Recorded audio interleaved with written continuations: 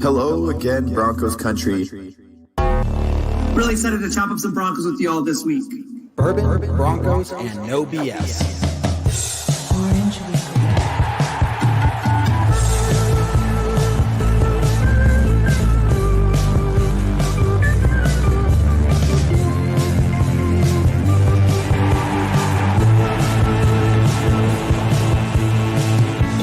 Time, your favorite time of the week.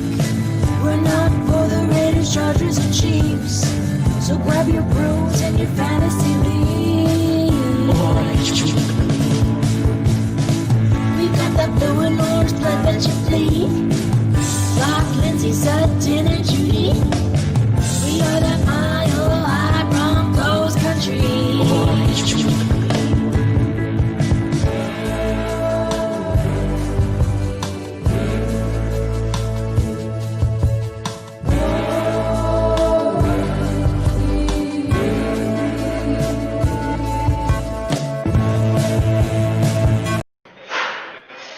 Broncos country. Oh no. And you're gone. And then we're here. There we are. Hey, can you hear me, Dave? No, I cannot. I cannot hear Kevin, but he's here, now, and so now am you I. can hear me. Yes, I can. Hey, there we go. Broncos country. What is up? KevDan here, and I am joined by David. We're going to be here during the entire game at Colorado Cork and Keg here in Castle Rock, Colorado. Obviously, we cannot show the game, but we'll be commentating during the whole game, calling the action live as it happens. I don't want to listen to whoever's commenting on today's game, so I'd rather be here with you, David, and you guys, the fans. Go ahead and post your comments, post your questions throughout the entire game. We're here to talk with you, not at you, but we want to give you the best game day experience as we possibly can here. So hit that share button for us.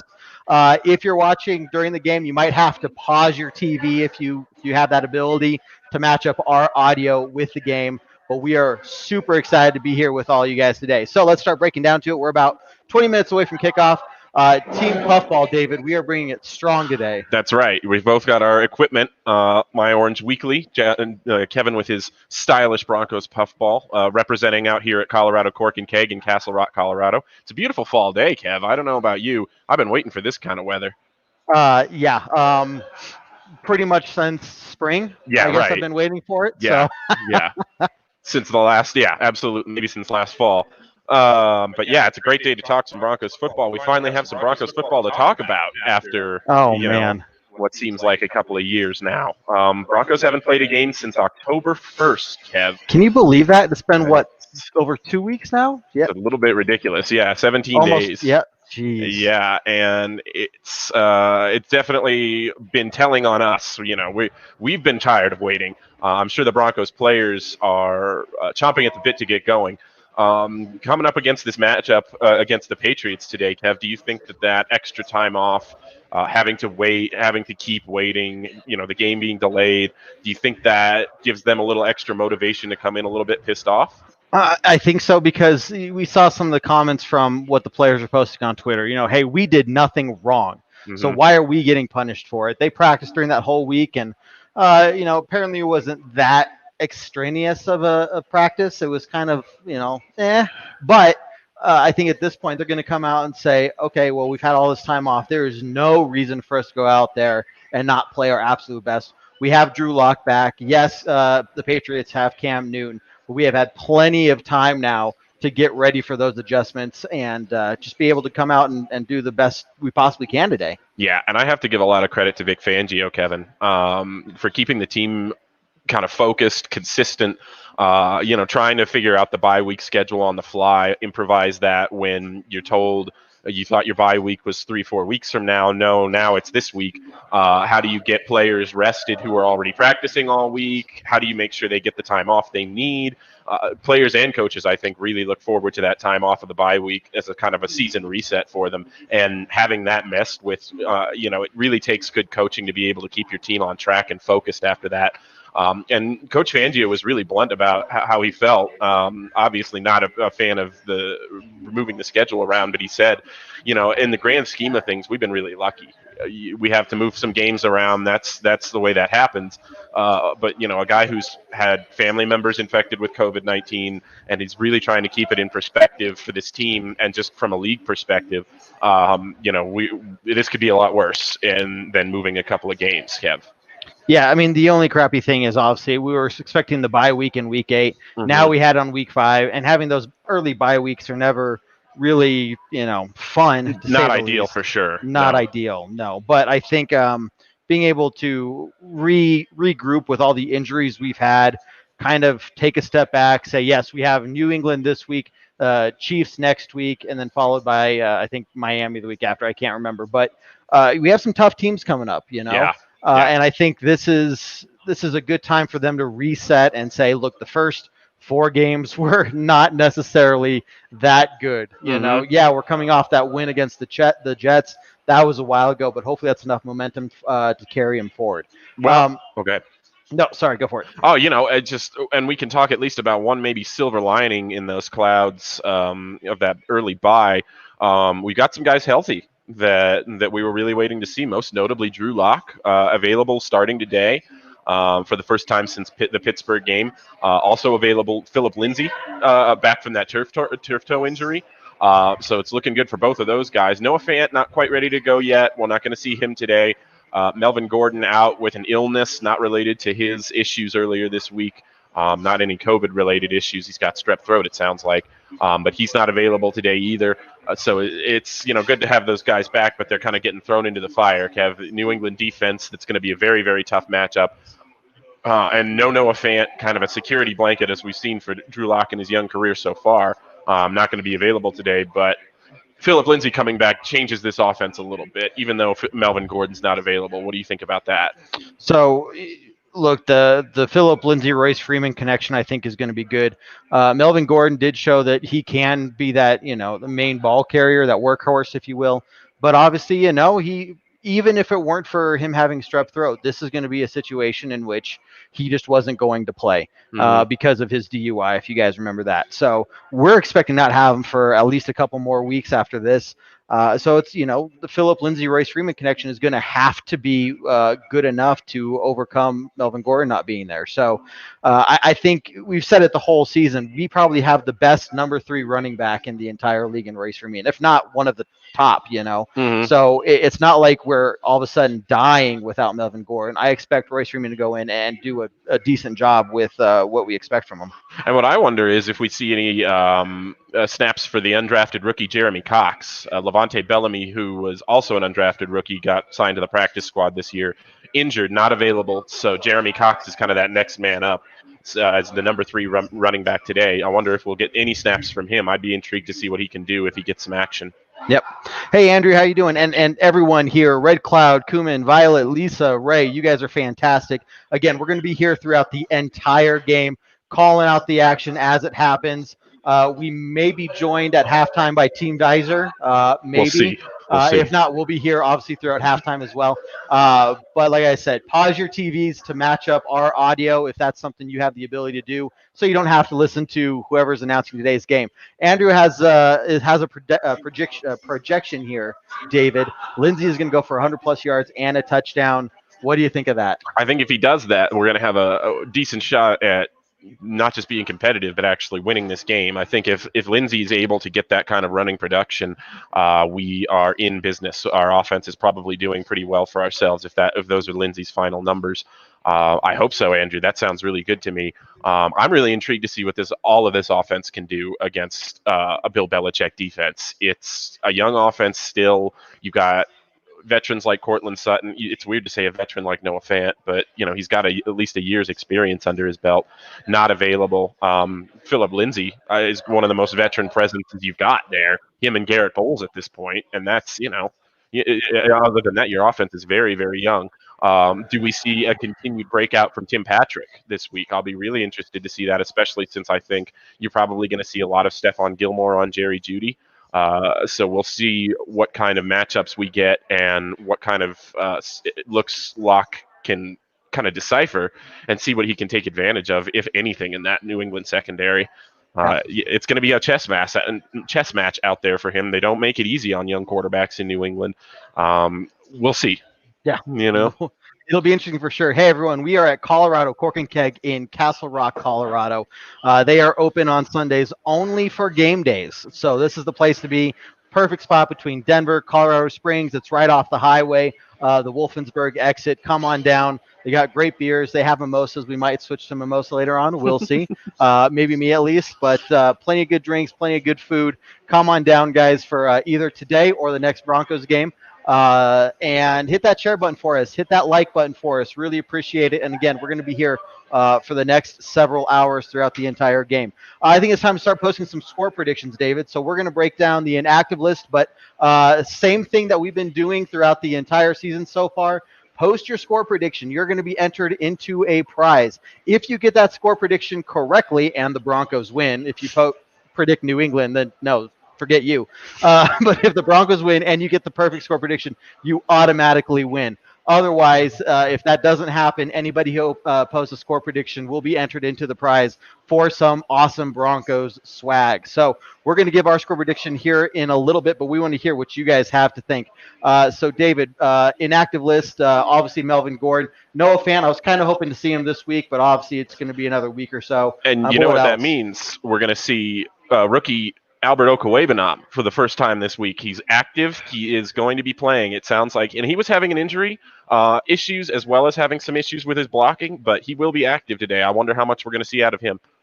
Yeah, I spent a lot of time learning how to say his name, Okwuegbunam, especially after you did the first time. I was like, no, I can't just let David be the only one who can say it. But I'm excited. I mean, this is a guy that I've been looking forward to see this entire season, and I expect him to have some rookie moments out there. Especially some jitters, his first game, right? But I think he's got to show what we drafted him for, and I think he has every capability of doing that. Absolutely. The athletic talent is off the charts from what you can hear from practice reports. We'll see how he looks in a live game situation. Broncos nerd, what are you doing, man? 27-17, you are automatically disqualified from the from the drawing there. Spoiler alert. Not saying that you have to pick the Broncos to win, but we need the Broncos to win. So spoiler alert for Broncos nerd there. I'm also going to disqualify myself with my score prediction. So yeah. You're not able to enter. I know. But it's kind of a perfect storm for me, which really sucks because I want that prize. Then he says Broncos 24-21. Another thing out here, guys, Colorado Cork and Keg, tell them that Orange Weekly sent you. You get half off your first drink. I tried it. They said, okay, well, I guess we could do that for you. I was like, no, that doesn't make sense because, we can't send ourselves. But everybody else, tell them Orange Weekly sent you. Anytime, half off your first drink. Anytime. Anytime. Ronnie, hope to see Locke and Lindsay. You're going to definitely see them today. I think that they're going to have a good game. Ronnie, I think you're spot on. It goes without saying, right? We need them to have a good game. But I don't know if we're going to expect – do you expect to see more of the run game or the pass game? It's tricky. I really expect them to try at least to establish the run, which is, one of the most useless phrases in football, honestly. But especially with Locke against this secondary, this Bill Belichick defense, being able to run is going to be such a key component if you want to have a chance in this game. If New England shuts down the run and forces you to try to beat them with just Drew Lock, I think it's going to be a long day for the Broncos. So I really do expect them to try and at least to show that they can run on this New England defense. I think we're going to have to keep Bill Belichick on his toes. If we get in a pattern running every first down or even 75% of first downs, I mean, they're going to shut us down quicker than anything, right? So we have to find a way to be unpredictable, but make those plays when it counts, right? So having the ball, controlling the ball, again, goes without saying, not having those turnovers, but controlling the clock. Keeping Cam Newton off the field, not letting the New England offense get in a roll there. So, I think that's going to be huge for us. Absolutely. And, on the defensive side of the ball, I really think that it comes down to stopping the run on the different side of that coin. That's what this New England offense does most efficiently this year is run the football. And that's, according to Pro Football Focus, what the Broncos defense does the best is stop the run. So it's kind of a strength-on-strength situation there. That's one matchup that's really going to determine the outcome of this game, especially with Cam Newton back this week. Yeah, so that's one thing that I'm factoring into, something that the defense, and I'm glad we have Coach Fangio in this situation. You have Cam Newton. He can run and he can throw. So what are you looking for in terms of, do we focus on containing Cam Newton and trusting our secondary to, prevent those passes, or do we, just defend those long passes and, say Cam Newton's probably going to get 5-6 yards here or there? Or how do you find that balance? That's it, and that's what a defensive-minded coach has to be able to figure out. I do kind of expect them to be a little bit more, take a few more risks in the secondary, just because we've already seen that with the Broncos defense this season, especially as opposed to last season. They're sending extra pressure. They've already sent more extra rushers this season than in all of last season. And you're really seeing Vic Fangio try to compensate for the lack of pass rush that we've kind of seen in the first few games, which, without Von Miller, you're going to have poorer production there than you want. But Bradley Chubb kind of coming into his own last game. I don't want to say last week because it was 17 days ago. But, getting that 2.5 sack game, looking really, really good, getting more healthy is going to help this defense do so many things on every level. If you can get more pressure with less rushers, it just means your guys in coverage are able to do more, give more exotic looks, mix up their zone with man looks, double cover the best threats on New England, and they don't have a lot of real tight receiving threats. There's not a whole lot there that gives you real pause as far as the skill position weapons for New England go, which another reason they're really going to, I think, try to establish the run against our defense. So that, I really expect to see, like I said, the secondary is probably going to be left on an island a little bit. You're going to see man coverages or, guys like Michael Uchimudia singled up so that they can keep Cam contained, so that they keep the rush lanes clogged and get him down on the ground when they get their hands on him. Yeah, I think that's where where it's going to come down to today, right, is that balance. I expect us to kind of get caught flat-footed a couple times because we're going to be in those situations where, especially as the game progresses, we don't know what to expect. Is Cam Newton going to run or is he going to throw? And that's just going to come down to that chess game that we're in today, right, against Bill Belichick. So he's going to be trying to throw us off just as much as possible, and just, hey, we've tried this play the last 2 times. We've ran and gotten some good yardage out of it. So let's set up in the same formation, except this time we're going to go for that pass and just see if the Broncos can adapt and not fall for the tricks they're going to throw our way. Mm-hmm. Yeah. Another thing that I'm looking for, and we have some more score predictions coming in, guys. Remember, post your score predictions. If the Broncos win, you're automatically entered into a prize for some Broncos swag. If you guess the correct score of the Broncos winning, you will automatically win. Obviously, you kind of seem one-sided on that, but you know, kind of got to do what we got to do. Jessica says 24-20 Broncos. Karen, how you doing? 17-14 Broncos. We got a few minutes before kickoff, and really quickly, I want to talk to all of you and give a shout out to our sponsor, Centennial State Insurance Agency. These guys are great, small insurance agency in Denver, help out through insurance issues or claims or policies throughout Colorado. It's not like you're calling a big corporation who you'll maybe stay on hold for 30 minutes and get somebody who doesn't know you, doesn't care about your specific situation. These guys, you will have one person you will work with primarily. They will be honest with you. I just tried shopping around for auto insurance a couple weeks ago, and they straight up told me, we are not the best option for you right now. It's probably better for you to go somewhere else. And so having that kind of company that will understand who you are, get to know you, be there for you every step of the way, from a policy through any kind of situation you may face, they are the people to go. You see the number in the ticker down below, but want to say thanks to Centennial State Insurance Agency for sponsoring us. Okay, Dave, it's time for our own score predictions, and I will start with you, good sir.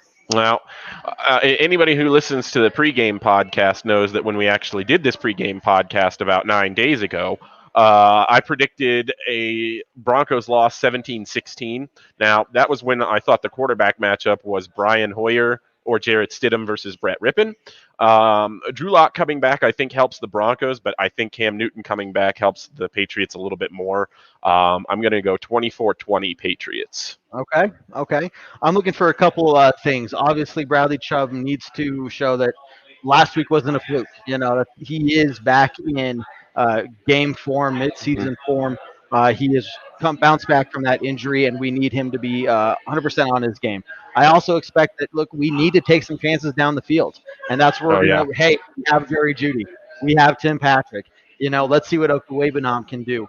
These guys are going to have to come up with some big plays, and Philip Lindsay's going to have to find a way to make something happen. So we have the players, we have the potential to beat these guys. It's not a long shot by any means, but we're going to have to take those chances and make the most out of them. Mm-hmm. If we can do that, if we can at least somewhat contain Cam Newton, if Simmons can show up and have a full-out game, I think that's what's going to help us get over that edge. We're going to have to put up points on the board.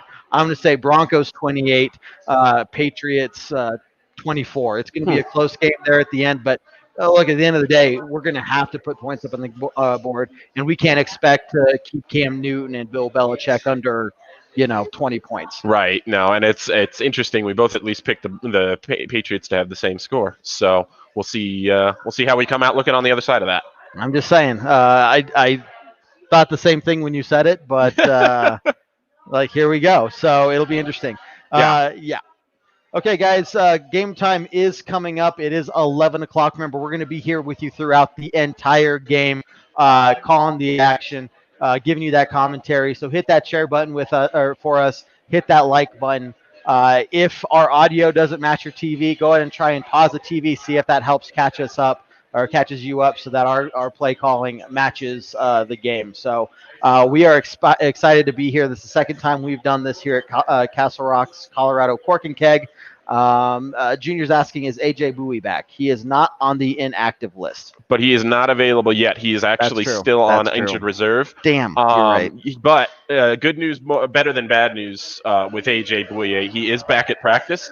They have designated his return time to have started. It's kind of a weird thing with injured reserve lists this year. Obviously, you get to put as many players as you want on them and designate them for return.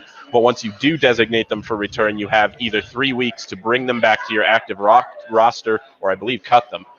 So they will be bringing him back within the next 3 weeks. He's already back at practice. Not quite ready to go today yet, but I think we see Devontae Bosby take a lion's share of those outside corner snaps, especially considering how he played against the Jets the last time we saw him. That'll benefit the Broncos defense. Like we've talked about a bunch of times, it'll allow Bryce Callahan to slide inside to the slot where he is really, really good. He looked a lot like Chris Harris to me against the Jets, playing at inside corner position. Ronnie, we are not allowed to show the game. We have spent 5 years here at Orange Weekly trying to build a good fan base and to have fantastic fans. If we were to show the game ourselves, the NFL will shut us down so fast, and you'd lose the only Broncos show out there that talks with you, not at you. And I think we would all be heartbroken over that. So unfortunately, we cannot show the game, but we will be calling the game during the entire time. So if you don't have it where you are, we're going to try and give you the best commentary as well. But yeah, sorry, Ronnie. No. I wish we could, but we just can't. The NFL has drones that can seek out when you are broadcasting a game illegally, and they will have 5 high-priced lawyers to you by halftime. It's going to be a thing. So at least halftime, maybe by the end of the quarter. Yeah. Ronnie, as much as we'd like to be able to show the game, that is very illegal. But you get our expert commentary throughout. So next best thing. Okay, guys, it is coming up time for kickoff. Patriots are going to be kicking off to Denver to start the game here in New England there. Looks like we have Spencer back to receive, and we have football again, man. It's weird. Broncos football is actually happening right now. Okay, let's see what we got here. Spencer is going to let this one go, and out comes Drew Lock to start this game. Going to be interesting to see what they do. Obviously, I'm expecting a couple, run plays, maybe a couple short passes, just to see how the New England defense reacts. This is Drew Lock's first game since week 2. As a starter, he does have that 4-3 career record as a starter. So that game against the Steelers a few weeks ago Counting against him. counts against him, unfortunately. So it's one of those things. But let's see. We got Philip Lindsay in the backfield. Drew Lock under center there. Two snapping tight the ends. ball. Lindsay up the middle, getting about 4 yards. Good cutback there. Looks like he was trying to go to the right, didn't have anything there, and found that hole on the right side. Now, one thing we didn't talk about in the pregame there is Garrett Bowles. I'm starting to trust him. Jared is our other guy, Team Visor, is all on board. I am starting to trust him, and we're going to see what we can do today. Yeah. I lean more towards trusting him than not at this point.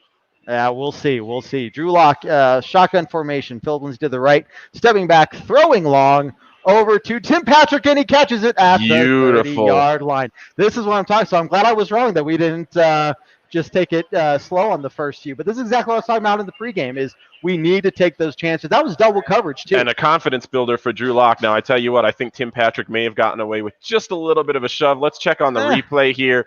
No, not too much from that angle. But really good pitch and catch from Drew Lock to Tim Patrick. And like we were talking about in the pregame, Patrick shows up early. That was impressive. I mean, right on the money there. So we got 30-yard line, 1st and 10. Drew Lock hands it off to Philip Lindsay. Stumbles a little bit, but gets about 3 or 4 yards there to the left-hand side. Man, you're talking about a confidence booster. I don't think that they expected Drew Lock to necessarily come out and do that on the second play of the game there. No, but I'm not surprised that Pat Shermer tried to establish that kind of downfield passing game. We've heard a little bit of that narrative in the past few weeks with Lock out, that the Broncos' long passing game with him in is not that great. So it doesn't surprise me that Pat Shermer wanted to come out and try and establish that immediately. 2nd and 7, Drew Lock in the shotgun. Philip Lindsay lined up to the right-hand side. Fakes the handoff, waiting to pass another long one down the field, and almost caught by we do have pass interference, though, in the end zone. We'll see who this is on. The defensive player thinks that he got shoved, certainly by the rookie Albert Okwuegbunam, who was the intended target of that pass. Let's see what we've got here. I don't know. There was incidental contact there. I don't know if I certainly didn't see any kind of push-off. Unless there was something earlier on in the play, but that flag was thrown right there at the time. Absolutely. That doesn't look like anything. Let's see what the call is here. No foul for any pass interference as the call there. So it doesn't sound like maybe the potential call was defensive pass interference from what I could read off his lips, but it sounds like there's no harm, no foul either way. Good coverage on Okwuegbunam. Credit to Drew Lock for trusting a guy to go up and get a ball and putting him in a position to do it, but he was well covered. Hey, everyone, keep posting those comments, questions. We're going to be here throughout the game. And again, we want to talk with you, not at you, and give you some better game experiences than what you're going to get from just listening to the TV announcers. Big early 3rd down for the Broncos here. 3rd and 7 from the New England 27-yard line. Drew Lock, quarterback, shotgun formation, stepping back. Big pass once again, and almost to Jerry Jeudy. Just a little long, it looked like, but good coverage. 4th and 7. I'm obviously 3rd and 7. I think that throwing play is the way to go. I would have expected maybe something to, maybe a shorter pass, just keep the chains moving. But I like how aggressive we're being. This is what we need if we're going to beat the Patriots: is be aggressive and get those points on the board early. So you know what, and you can't fault him for this. That pass was right on the money where it could have been caught by the receiver or nobody else. And credit them also for trying to go downfield on this Patriots defense. I'm really, really excited for that. It looks like the field goal by McManus does squeak its way through. Broncos on the board now, 3-0 over the Patriots. 13:02 left to go in the first quarter. What did you see out of that drive, Kev, that you liked, and what did you see out of it that you didn't like? So Philip Lindsay kind of stood out to me. He only had a couple chances there, but the cutbacks he made, it looked like a couple times just trying to go to the right and made that last-second cut back up to the center, got a few yards where there would have been nothing otherwise. So, right, making something out of nothing. Yeah, and that's, if we're looking to see Philip Lindsay be able to, is he back in full health? I think those few plays right there showed it exactly that he's going to be able to make something happen where otherwise there wouldn't be. Looking better receivers is what Doza. If I say your name wrong, man, I am sorry. But yeah, looking better. Receivers are looking better. We did. I mean, look, we try to get it to Okwebanam in this first series, and he almost had it, man. There were twice in the end zone there in the last two plays where we almost got that touchdown. It's one of those things where you wish you had your starters that you started the season with in there, because if Cortland Sutton is on the other side of that Judy play, I think there's a real good chance he makes some sort of acrobatic catch on that. And just on the other side with that Fant, if Fant had been available to play that tight end play where Okwebanam was the target, who knows? He may have been able to box out or body out his defender too.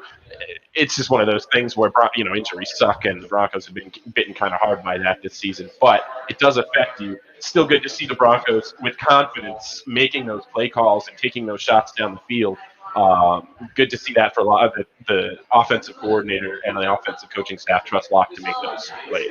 Yeah, and I'm wondering how much Bill Belichick was maybe expecting that, because he definitely looked like they weren't expecting it much at all anyway, especially that first pass down the field. Both of those Tim guys Patrick were singled up in coverage. I mean, the Tim Patrick, I think they were in zone, but both against Ogawebanam and Judy, they were man on man, and they couldn't beat their man this time. But I like the fact that they're trying those matchups now and seeing what maybe they can establish for later in the game. I think that's exactly what we need. I keep saying that's the aggressiveness. I wasn't expecting that, to be honest, because we have Phillip Lindsay back, because we have Drew Lock back. Try and get them into a game rhythm and just kind of help them warm up into it. But I think this is where the 2 weeks we had off kind of come into play. Mm-hmm. They've had 2 weeks to really make sure that they're good to go. Yeah. So I think that was the perfect kind of opening that we needed. Only resulted in the field goal, unfortunately. But man, we moved that ball very well. 6 plays, 48 yards in just under 2 minutes with the McManus 45-yard field goal. And now Cam Newton and company are going to be coming on the field, man. So I guess what are we expecting, and what do you expect our defense to maybe anticipate a little bit? At least that run game. I really think you're going to see design quarterback runs probably right off the bat here for New England, certainly featuring those running backs too. Sony Michel, one of their top draft picks from a few years ago, as they return the kick from the end zone, they are able to bring him down at about the 17-yard line, which was actually really good kick coverage from a Broncos special teams unit that has been much maligned this offseason and during this early season so far, Kev. Not so great on the kick coverage, but that was an excellent play. Yep. So looking at Cam Newton's touchdowns here, 6 total touchdowns this season, 2 pass, 4 rush. And I think if they get into that red zone, especially in that 10-yard range of the end zone, that's where we're going to have to really watch for those Cam Newton runs, because as you can see right there, 2/3 of his touchdowns have come from the run. So Cam Newton under center, two backs in the backfield, up the middle, getting about, looks like 5 or 6 yards there. So one run up the middle, and I think they're going to test. That's a good test against our run defense that Pro Football Focus has us ranked as the #1 run defense in the league. So I think they're going to really try to just pound it up the middle and see what they can do. Yeah, absolutely. You saw number 37 there, Harris for the Patriots. He's a guy they really, really like in the backfield. It wasn't available for the first few games, but has come on pretty strong for them. You see Mike Purcell there for the Denver Broncos. I did not think he was going to be active for them today. But it's good to see him back up, clogging the middle. They need it. 2nd and 4 coming up. Newton in the shotgun. Looks like they rush an extra guy. They do the about 2 yards. Gets the handoff, absolutely, for about 2-3 yards there, and it's 3rd down coming up. 3rd down and about 2. Good run stop there from the Broncos. It looked like they were initially biting on that option play from Cam Newton, but they closed down quickly and were able to get it and keep it to a gain of 2. And we can't let them get into this first down, second down rhythm. So if they're going to run the ball, we have to make them pay for it. Make them get in those 3rd and long situations and have to pass the ball there. So looks like Broncos are ranked, the rush defense is number 13 in the league. 3rd down conversion percentage, 43.84. And here's the Cam Newton run, getting about 10 plus yards. That's exactly what we were talking about. Mm-hmm. Is whether, I guess, I was talking about within the 10 yards of the end zone, but any kind of 3rd down, 3rd and short situation, I think that's what you kind of almost have to expect to some degree. Yeah, they were able to just keep the Broncos edge defender on the outside. It created a huge hole for Cam to just run right through. Absolutely, couldn't have been blocked up better. It was a one-on-one with the edge defender and the tackle just completely took him out of the play there. Malik Reed, unfortunately. Got Cam Newton under center, motion to the right, handoff, run up the middle again, getting about 5, maybe 6 yards. Rex Burkhead there on the carry, and we're going to see this a lot. The Patriots have a stable of running backs: Sony Michel, Rex Burkhead. Obviously, Michel not active today, but they've got Burkhead, they've got Harris, they've got other guys, and they're going to use everybody they've got. You're looking at what I'm seeing right now is they're going to be trying this entire game to wear down the defense, and this is where it's going to be super important for Drew Lock to go out there and keep the offense moving so these guys can get a rest. If you get 3 and outs after 3 and outs, and this Patriots offense comes out like this, just running the ball, it's going to be a long day. Oh, we got a good stop there. Run up the middle, maybe to the right-hand side. Justin Simmons coming up for the stop, maybe about a yard, once again in a 3rd and short situation. Coming up on 10 minutes left in the first quarter. 3rd and 2. And so, man, here we go again. These are kind of the situations that we're going to have to find a way to stop, because otherwise Cam Newton, I guess, I would expect him just keep running the ball until it doesn't work. These 3rd and shorts, you've got so many options as an offense. You want to get into the third and a little longer against the rushing offense this potent if you want to have real good chances to stop them on 3rd down. Cam Newton in the backfield, looking for the pass, actually. Oh, with the block and interception. Oh, number 96 with the block, and we got number 90. 96, Shelby Harris doing what he does, batting down ball. Oh, man. There immediately, and it was a set-up screen pass, but Shelby Harris was able to get in there quicker than they were able to get that ball away to the running back, block that ball into the air, and number 90 Williams just came down with it with those hands. I love seeing the hands on the big guy. Did he catch it though? That's going to be interesting. He got him under there. Be close. Now, Shelby Harris is not a small man, and he was moving fast there. He was looking to take Cam Newton's lunch. Absolutely. He was right. He got there in a hurry. Woo! And you see the design screen, but Shelby Harris says, no, thank you. Absolutely got his hands under that ball. That's an interception every day.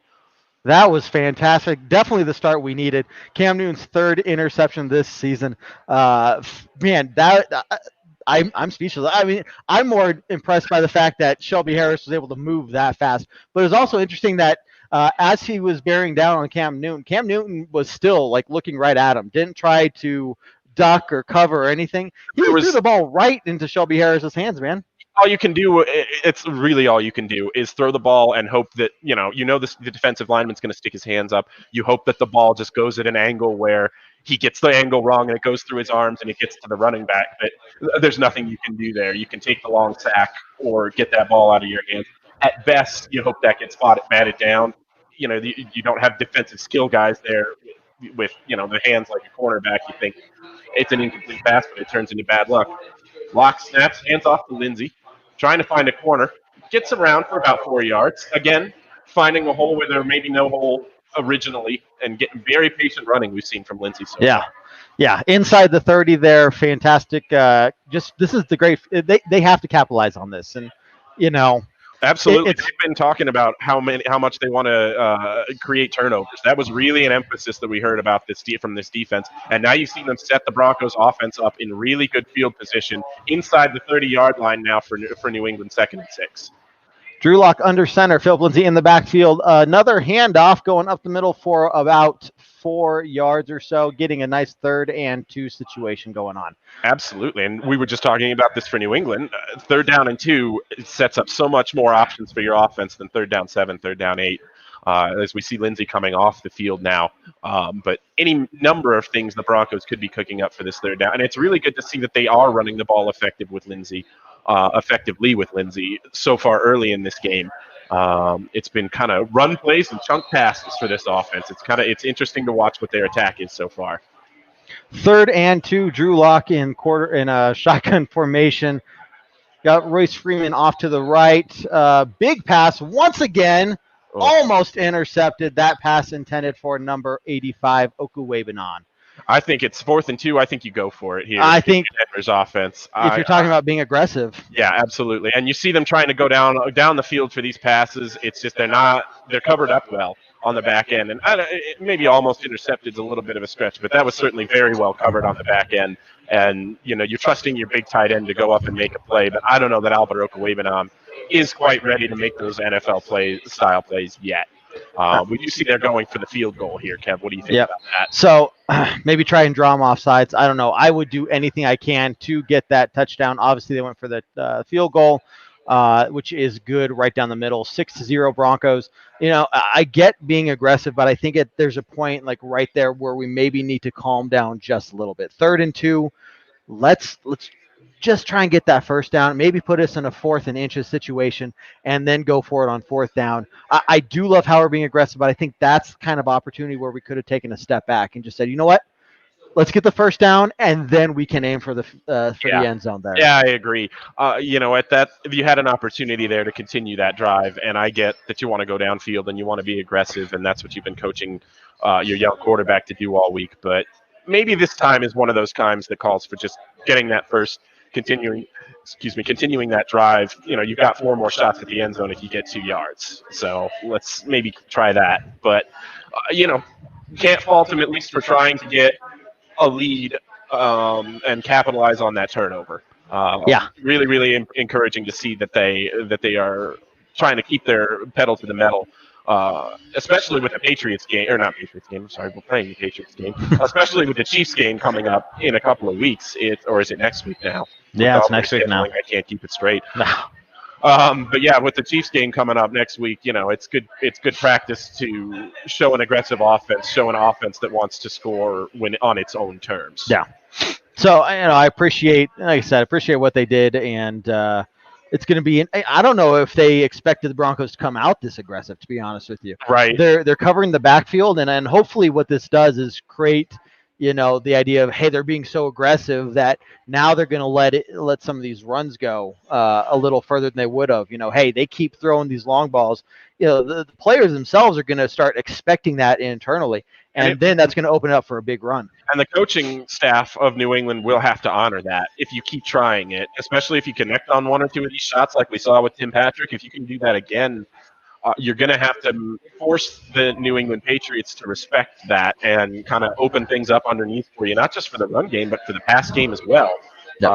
Shorter passes, slant routes are going to be a little bit more open as well. Which I'm sure they're trying to take away from a young quarterback right now. Maybe make him throw those deeper shots. If he can connect on that, they'll have to honor it. Yep. Hey, guys, we're at Colorado Cork and Keg here, calling the game for you, breaking down the action as it happens live. Hit that share button for us. Glad you're all watching. Post some comments, post some questions. We want to talk with you during this game. Us Orange Weekly crew, we talk to each other during the whole game anyway, so this is a good opportunity to talk to you all. We got just a little more over than 8 minutes left in the first quarter. Broncos up 6-0, and I don't think this is something that most people would have expected to see right off the bat. No, I'd be happier if we were up 13-0. That would really, I think, shut some people up. But you're right. I don't think anybody expected to see the Broncos with a lead early in this game as McManus kicks it off. Will we see another return from the New England? Yep, I think so. Coming out of the end zone. Right up the middle, 20, getting past the 25. 30, and about up to the 33-yard line. That's the Broncos kick coverage that we're a little more used to seeing, unfortunately, giving the Patriots a little bit better field position than a touchback would have. But a good open field tackle by Essang Bassey, trying to get his snaps in anywhere he can after last game out. We saw him really kind of relinquish his hold on the backup slot corner position. Doesn't play a whole lot of snaps on defense I wouldn't expect to see today. Nope, not at all. So let's see what Cam Newton and company do to recover from that last situation. I expect to see more, up the middle blitzes there from the Broncos. And more runs up the middle from the Patriots too. But they see a pass here, screen play, up to the 45-yard line. For the first down. For the first down, absolutely. Not covered up well by the Broncos there. Allowed a little bit of that underneath stuff. But, if you're a defense like the Broncos, I think that underneath stuff is something that you live with allowing. If you can limit the big plays, and if the opponent gets to the red zone, limit them to field goals and allow your offense to go out and do its thing. I think that's what the Broncos defense likes to do, and would be looking for that strategy this game if they can do that. Cam Newton under center, 2-back set, motion off to the right. 5 seconds left on the game clock. Looking for a blitz up the middle, it looks like. Hand off the ball right up the middle and getting about 7 yards on that run there. Purcell had good penetration there, but unfortunately a gap opened up right on the other side of him, and Harris, the running back, was able to exploit that for 6 or 7 yards there. Really aggressive there, and I think it was a run blitz, but unfortunately they were able to get past it to the second level, and there was not a whole lot there to stop him until he got to the safeties. Yeah, it looks like they're being getting in a rhythm here. Need to find a way to stop. Mostly running the ball, it looks like, minus that one check down pass that would turn out to be a screen there. But we'll see what we can do here. Looking like some blitz from the right-hand side and stopped behind the line of scrimmage. Very good penetration. And that was an exotic run play. There was a lot of options there for Cam Newton to hand off the ball or keep to himself. And Kareem Jackson came screaming inside to blow that run play up in the backfield. Beautiful play. No one even touched him as he ran through. Wasn't fooled at all. And that's, look, if they're going to keep running the ball like this, now we got a good 3rd and 5 situation. And this is one of the, now you're right in the middle there. Are they going to pass? So Cam Newton going to run? This is where the Patriots really have some options for themselves. Absolutely. 3rd and 5 is a passing down for most teams, but you've got to respect what Cam Newton can do with his legs. Cam Newton, empty backfield in the shotgun situation. Looking to pass, big pass, and caught for the first down, unfortunately, by James White. Looking like a 10-yard gain right there. Up to the Broncos' 40-yard line, absolutely. It's just a slant route, simple stuff here. Pitch and catch there, and Alexander Johnson. We were playing. You got us caught us playing a zone defense there. Alexander Johnson becomes the man responsible for the running back out of the backfield. White on a Texas route, I think, probably. One of those really hard routes to cover if you're a linebacker, but Johnson not able to get there in time, makes the tackle, but first down Patriots at the Broncos 40.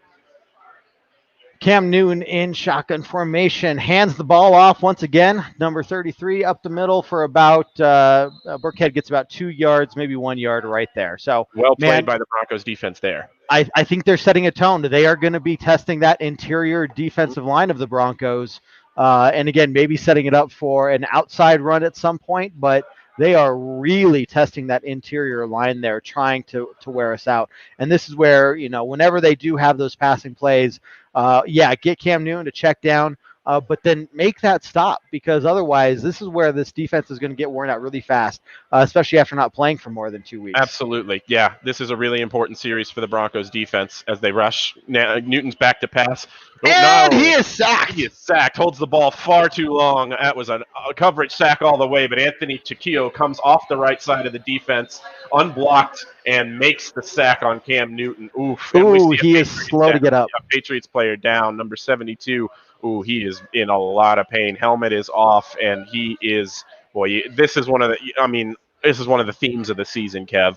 Injuries to key players, and you hate to see it no matter who's in there. Wow, credit to Cam for holding on to the ball, because he got hit very hard. Legal hit, nothing dirty about it, but that was a hard hit from behind. Credit to Cam for holding on to that one.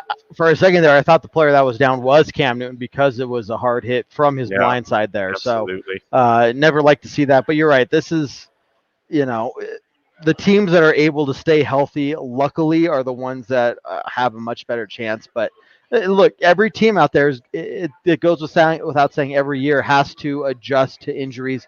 This year more than ever, and this is where you're really seeing the need for these younger players to step up in these places of the injured players and make something happen. So you have a coach like Bill Belichick.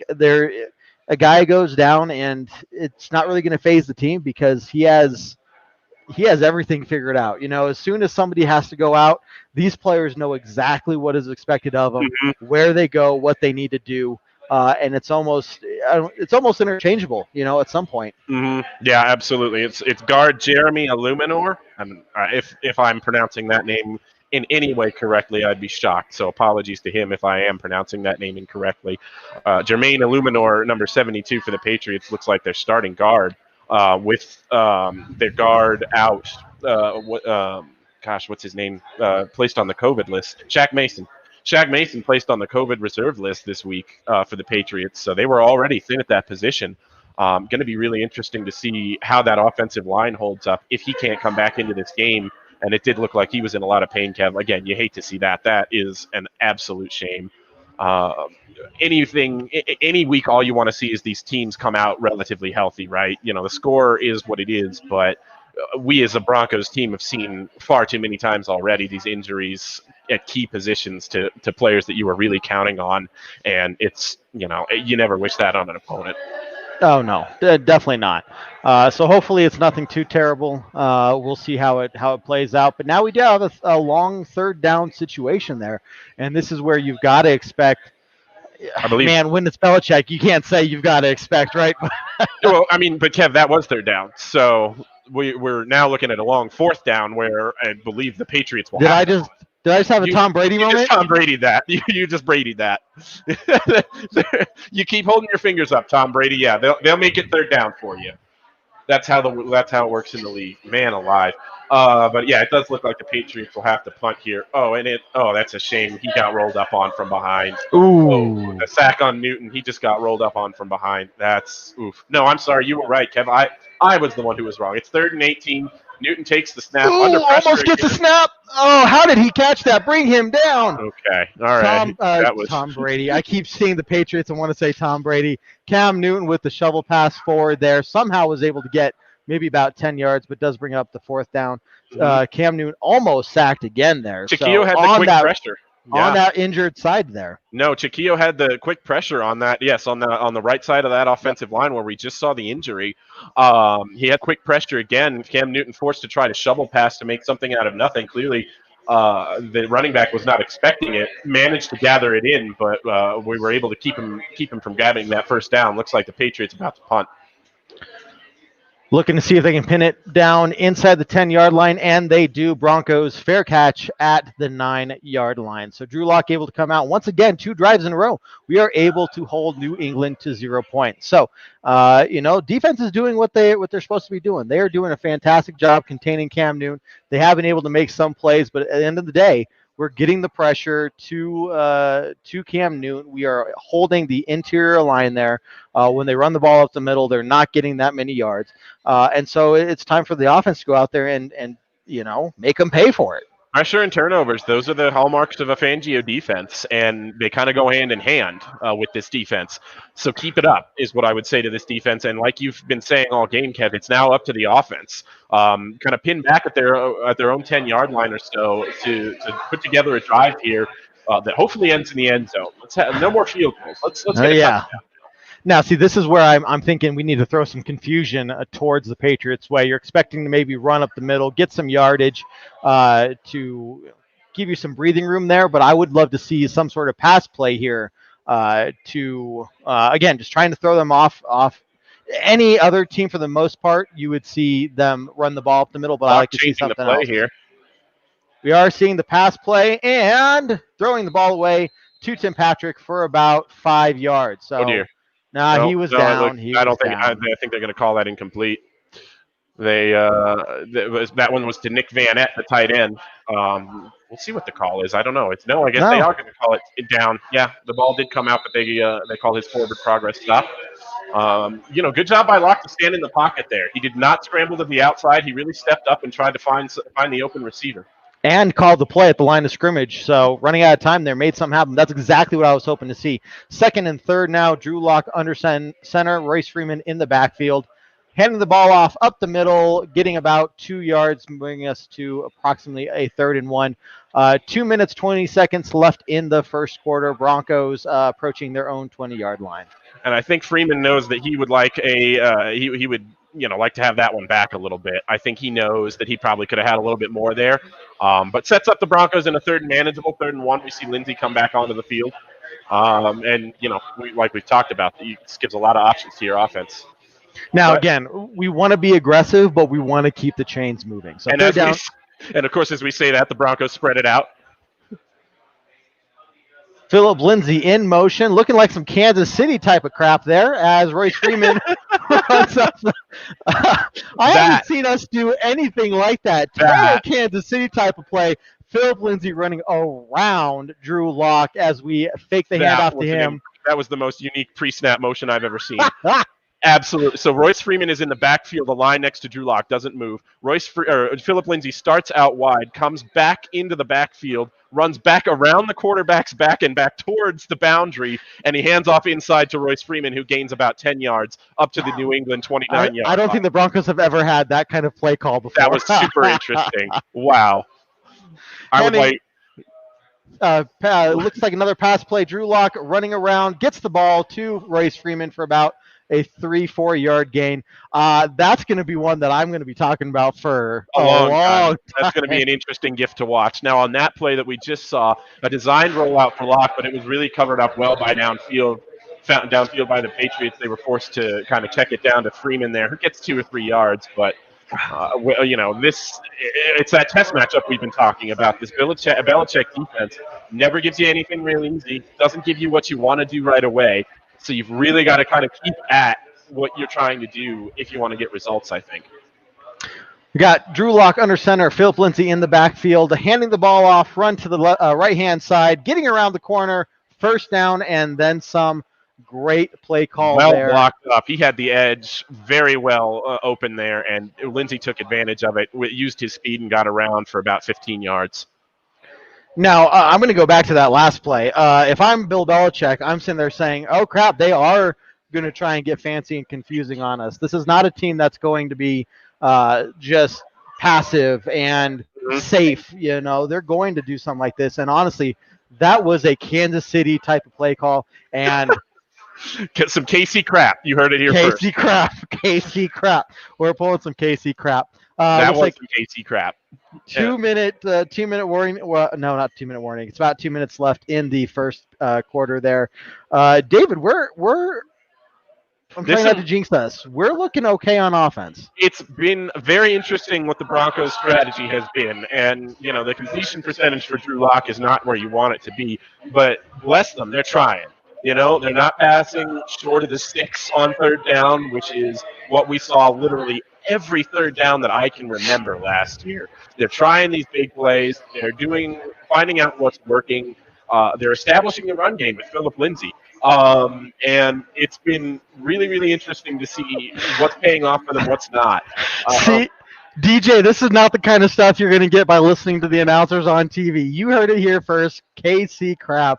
Listen, I love me some Kevin Harlan, and he's doing this game today, but I'll bet you any amount of money that you want, Kevin Harlan will never use the phrase KC crap on the air. Nope. But we need to make some T-shirts like that. I was going to say, Orange Weekly using the KC crap or something. I don't know. Where's Linnea? She's probably watching at some point. Man, guys, this is a great first quarter so far. Again, Broncos are up 6-0, a little less than 2 minutes left in the quarter. And they're keeping a drive going right now, Kev. We're not making chunk plays at the moment, but we were talking about a drive that started at our own 9-yard line. Now we're up closer to the 40-yard line and putting plays together. And that's what we were talking about. This defense really needed was to not be on the field so they could be ground down by the New England rushing attack. So this is, we had talked about being aggressive, but one thing maybe we didn't really hit on, at least I did in the pregame, was being creative.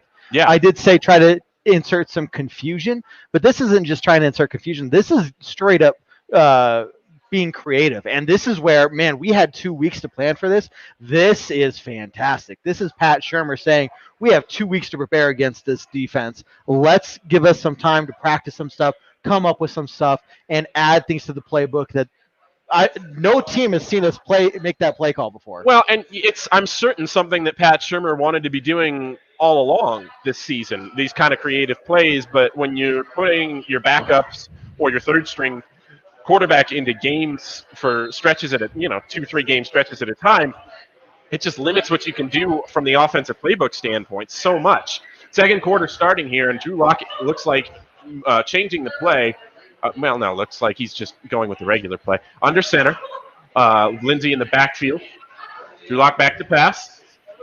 Makes it out to Okawebanam, who has room to run on the crossing route, gets about 15 yards up to the New England 40-yard line. And that is a little bit more what we expected to see early on. But we were talking about this, that those deep passes and aggressive shots really opened up these underneath passes for the Broncos offense. And I'm pretty sure that's his first NFL career reception. Absolutely right. For a fantastic 15-yard gain there. So absolutely right. And we saw him flash a little bit of that speed once he caught the ball on that crossing route.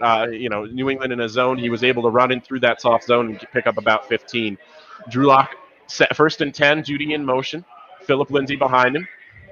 Under center, fakes the handoff to Lindsay. Throws it downfield. And he's got a man. Oh, dear. Oh! He had a man. He did not put the ball exactly in the right position for Tim Patrick there. Closer to an interception than a catch, but Patrick was in a position, thankfully, to break that up for the defender. Not a bad pass, but not a great pass at the same time, if that makes sense, Kev. Yeah, the safety, maybe he just did not see the safety or did not put the ball in a position where he got it past the safety. That was close. Quite enough. It was very close. Tim Patrick using his head on that play to literally and prevent the interception. Absolutely. But once again, being aggressive. We're going taking from a shot, a really aggressive shot. Second down with the run off to the left-hand side. Philip Lindsay trying to get around the corner and getting about 3 yards, whereas it probably would have been negative 5 yards had he not done that. New England had great penetration on that play. Lindsay was first contacted about 4 or 5 yards in the backfield, able to gain the corner and get about 2 or 3. So setting up the 3rd and 8 there, manageable. I mean, it leaves us some options. Obviously, expecting the pass, but again, with we're adding some serious confusion, creativity to this. So if I'm Bill Belichick, I can't just assume this is going to be a pass by any means, you know. So we do have Drew Lock lined up in the backfield with Royce Freeman off to his left. Some motion by Jerry Jeudy on the right-hand side, looking to pass the ball, and caught by number 85, Okawebanam again, with a catch down to the 10-yard line. This offense started this drive on our own 10-yard line, and huge 3rd down conversion, 3rd and 8 conversion. It was just another crossing route by the athletic tight end there, and we are seeing the chemistry from college with Drew Lock and Albert Okawebanam coming back in a big way right now. He is open right there, and Drew Lock does not hesitate. He fires the ball in there with pressure in his face. Royce Freeman with a good blitz pickup, and Okawebanam able to get about 15 yards up to the Broncos' 11-yard line, or up to the Patriots' 11-yard line. First down from the 11-yard line, like we said, 13 minutes left. Run up the middle by Royce Freeman, getting about 3 yards. But again, moving that ball consistently, setting up a 2nd and 7. And this is where you really want to see the Broncos punch it into the end zone. You can't settle for a field goal here. You've got this. Oh, and we've got another Patriots player down, unfortunately. It looks like number 75, I believe. That may not be correct. But anyway, it's just what we've been talking about, and it's tough. You know, the Patriots have had more COVID tests come back positive. The NFL is confident enough in their contact tracing that they're able to play this game today, but it has shut down the Patriots facility more than once over the past couple of weeks. Even as they were preparing for this game, some days they were able to practice, some days they weren't. And that's got to affect your conditioning. That's got to affect what your body is able to handle in a game day situation. It's one of those real downsides for the Patriots. You know, we kind of moaned and complained in Broncos country about how disadvantageous this layoff was for us. But the Broncos have been able to practice consistently. They've been able to keep their bodies ready and in game shape, which is not something the Patriots have been able to do consistently. And maybe that's the reason we're seeing a little bit more from the injuries on that front. You know, we can't keep settling for field goals there. So we have to find a way.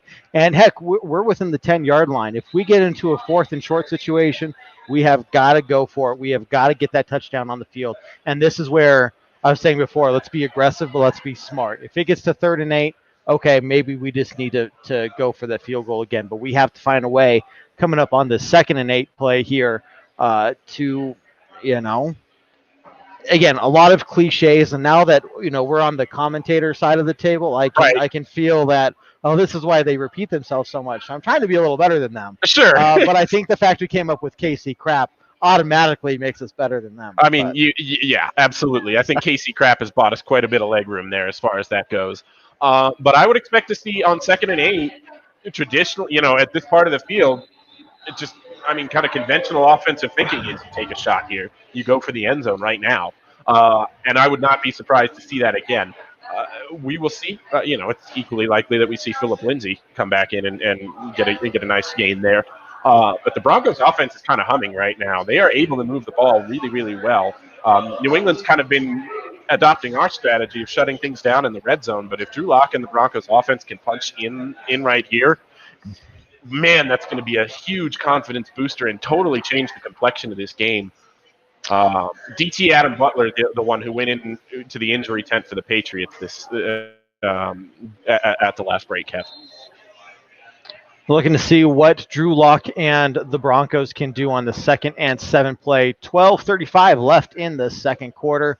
Red zone scoring percentage 69.2, last in the NFL. So we need something here to, again, looks like we made a pass just through the hands of Okuwebanam, making that 3rd and 7. Like you said, expecting to go for the end zone here. And now, you got to do it again. Yeah. And that's, unfortunately, I think another one of those plays where you just wish Noah Fant was there, because Okuwebanam had to go right through its hands. Drew Lock puts the ball basically in the perfect spot. Okuwebanam elevates right, but he just does not bring that ball in. And that's one they wish they had back, Kev, I think. We're seeing Drew Lock come back in mid-season form almost. He is making these passes perfectly. We got him in the backfield, shotgun with Philip Lindsay off to the left. Looking for another pass play. Deep again to Jerry Jeudy, who is out of bounds, setting up the 4th and 7 play. And unfortunately, again, it looks like, unless they do some sort of fake, which I don't expect, Broncos to have to settle for yet another field goal. And the only thing I'm thinking here is I hope this doesn't come back to bite us in the ass later on.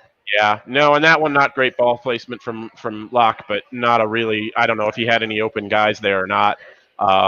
It's, a shame to see the Broncos having to settle for these field goals.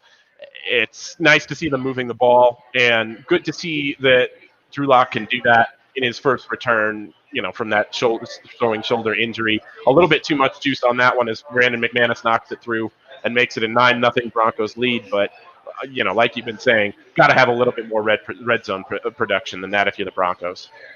I mean, you're talking about 2 extra touchdowns. This would be a 17-0 game right now, and putting a lot more pressure on Cam Newton. But the fact that we were able to drive that ball from the 10-yard line, definitely not something that we would have expected to see from the Broncos, at least not recently, and probably not against the Patriots. It's one of those things. Let's get a couple first downs to get that field possession for a punt. But they were able to, between Philip Lindsay, Okuwebanam especially, Jerry Jeudy's been kind of quiet this game. Yeah. But they're probably just covering him up really well, not expecting much from Albert Okuwebanam. And I think that's maybe going to be some sort of halftime adjustment they have to make. And then what are we going to do to overcome that? That's it. And, Okuwebanam's seen a ton of looks this first half. They are not easing him into the action at all. We've really kind of seen that with these rookies and these young players this season. We kind of have expected them to maybe ease younger players into action, and they are throwing them in. They are going their way as much as they can. And you're right. I think we haven't seen much from Jerry Jeudy. I think the New England game plan, if they were planning to take him away, has been working really well. But the Broncos have been going to other sources for answers, and they've been finding those answers, at least between the 20s. They've just got to find a way to start punching these into the red zone, or into the end zone, once they're in the red zone. Yep. Ronnie's perfect. The rookie has to catch that ball. It was a perfect pass. Rick, I kind of want to hear more about why you're not impressed with Locke. Kind of what are you looking for? Here at Orange Weekly, us and the fans disagree sometimes. That's fine. We're not going to call you idiots or dumb, or hopefully you don't say that to us. Maybe you do. I don't know. But this is the perfect thing that the reason why we're doing this, guys, is we want to converse with you. So go ahead, Rick, let me know a little bit more of what you're thinking. Last in the league in the red zone, yes, I would say that's not completely Drew Lock's fault. Obviously, we got to find a way to, if we're thinking about trying to win games, especially against teams like New England and Kansas City, we've got to overcome that. The thing about Drew Lock is you're talking about a quarterback who's in his 8th start. And as much as the red zone stuff isn't there yet, and it's not. Fair enough. I think we saw it illustrated really well on that last series. There is some plays where he puts the ball exactly where it should be, and his young playmaker doesn't make the play, like on second down. On third down, it was covered up well. He tries to put a ball in there, but he doesn't put the ball in a great position, and his receiver can't make a play. It's just going to be like that for a young quarterback, and he's figuring himself out. But again, we're talking about a guy in his 8th start who is still very much working with incredibly young weapons. He's doing his best. He's not all the way there yet. I'll be the first to admit that. And, yeah, you want to see a little more consistency, especially in that red zone offense. But I think it'll come the more game experience he has. And we see another return from the Patriots. Deep. Yeah, deep from the red zone. And this time they do not get it out to the 20-yard line. This is interesting. I figured that they would say, okay, you know what, especially after the first one, yeah, the second one was better. But if it's 5 yards deep, you would see most people not even take it. So I think they're trying to get something going. And I think they've seen how much the Broncos kick coverage has struggled, and it's Bill Belichick trying any advantage that he could find. But so far, the Broncos answering the challenge today. And Rick, it's his fault, but it's definitely a team issue where you got to find a way to get in the end zone. But once again, he's part of the team, so some of it does fall onto him. Rick, you're absolutely right about that. But like Kev said, it's absolutely a team issue. 2 backs with Cam Newton under center there, looking for the handoff, fix the handoff, looking for probably a deep pass, covered downfield, checks down for about a 7-yard loss. He did drop the ball, but it went out of bounds. Excellent tackle there by Michael Ojemudia. Does actually force a fumble there. Ball just bounces right out of bounds, so no chance for recovery for the Broncos. But in good position and really punches that ball out aggressively. That was exactly how you teach it if you're a secondary coach. Yep, exactly. And you look, Cam Newton was looking down the field. He had nothing, and so had to check down there. And that's saying a lot about our secondary. They are taking away the options for Cam Newton. Absolutely. That was an underneath throw, and they still got about 7, but, man, really good execution there on the end of that play. But we're taking away those big plays with Cam Newton under center, looking to pass again, short pass to number 85, it looks like, brought down and possibly fumbled. No, it doesn't look but no. They blew the ball dead. Yeah, absolutely. Couldn't tell if his knee was down or not, but now we have another Patriot slow to get up. Izzo, the tight end who caught that pass for the Patriots, now slow that to get up. Did look like it hurt. Holding his knee, yeah, absolutely. And he got tackled rather awkwardly. He was stopped at first but not down, and then got kind of hit again. No Jersey Jewel. Yeah. No dirty hit there, but no helmet-to-helmet contact or anything of the kind. Just kind of an awkward position for the guy to get hit in, and unfortunately, I think his lower leg paid the price on that one. DJ brings up a good point here, and Rick, I agree, defense is looking really good today. We're talking about being halfway through the second quarter, and Cam Newton and the Patriots have 0 points. That in itself is less than 40 passing yards and an interception for Cam Newton at the moment. G says the red zone percentage has a lot to do with entire offense being youngest in the NFL. Yeah, and I keep saying this. I know there was a lot of Broncos fans who we've sat through so many bad years over the last 5 years of just hearing that we're in a rebuilding phase. And really, we weren't. In John Elway's mind, we were not in a rebuilding phase. We were in a let's add 1 or 2 players, and we're going to be back in the playoff team situation. And so we wasted probably a good 3 years there where we were not winning games, but not doing anything through the draft. And what we've seen the last 2 years, to DJ's point, is finally starting to grow this team through the draft, getting better players through the draft. What I keep hearing is John Elway is now having his recruiters look at not just how good the player is, but their leadership skills and their attitudes. And maybe they're not the best player next on the board, but if they have the best attitude of anybody above them in the board, that's probably what he's going to look at going for. And that's having an impact on this team, especially when it comes to morale and leadership. Well, and if you look at a guy like Michael Ojemudia, a guy who in the 3rd round we thought during this year's draft, here's another Broncos 3rd round reach. Here's another wasted pick that the guy, a Bronco who could have been gotten in the 4th or 5th round, a college player who just didn't have that impressive a resume. But you've seen this coaching staff identify the traits they wanted, and you saw the front office respond to that and go out and get the players that corresponded with those traits. And it's these past 2 draft classes have been such a revelation for the Broncos, such a needed infusion of really young talent. And they're going to look young because they are young. But they are also playing very well in big spots when they're asked to do a lot immediately. Yep. And you can't really fault them for that. Gary is asking, do we need Lawrence? Gary, that is a question for our Tuesday show or any of our other shows. So we got Monday night show, Tuesday night show. We'll tell you about that more later on. Don't have time to go into that right now, unfortunately. Glad you're here, Gary. We got DJ, Rick, Ronnie, and some Bonnie in here. You guys are fantastic. But now we got Cam Newton back 11 minutes in the second quarter with some motion across, heading the ball off, and stopped behind the line of scrimmage by Kareem Jackson, it looks like there. Looks like Bradley Chubb was the first man there. Couldn't quite get the wrap up, but he blew up that play immediately. And Alexander Johnson was able to come in and clean up and make the tackle in the backfield for a 2-yard loss. Another one of those kind of exotic motions where the Patriots tried a jet sweep motion and then handed it off to Rex Burkhead going up the middle. But credit to the Broncos defense, not fooled at all, really able to close down on those angles and make those tackles. 2 negative play yards for the Patriots there with Cam Newton back under shotgun. Trying to get around. Big pass. Caught. First down, unfortunately. Number 85, I think, is Izzo back on the field there. Good to see that he's not injured so badly that he can't come back in at least. Yeah, completely agreed. So what I'm seeing here is Cam Newton's not really getting many opportunities to run. And I think that's because we are coming down right on the middle there, and we are holding the edges pretty well. Yeah. We're kind of taking the ability for Cam Newton to move around. And I think now they're relying more on that run up the middle and forcing them to throw. And that's kind of interesting that we're seeing that, because I would have expected to see Cam Newton be a whole lot more mobile as he's under center here with especially on a 3rd and 1 coming up here. Didn't quite get that first down. It does look like Cam Newton's able to sneak it right across there to the Broncos 49, to the Patriots 49-yard line, almost at midfield. They are signaling first down and 10. He did get it, getting to that 49-yard line.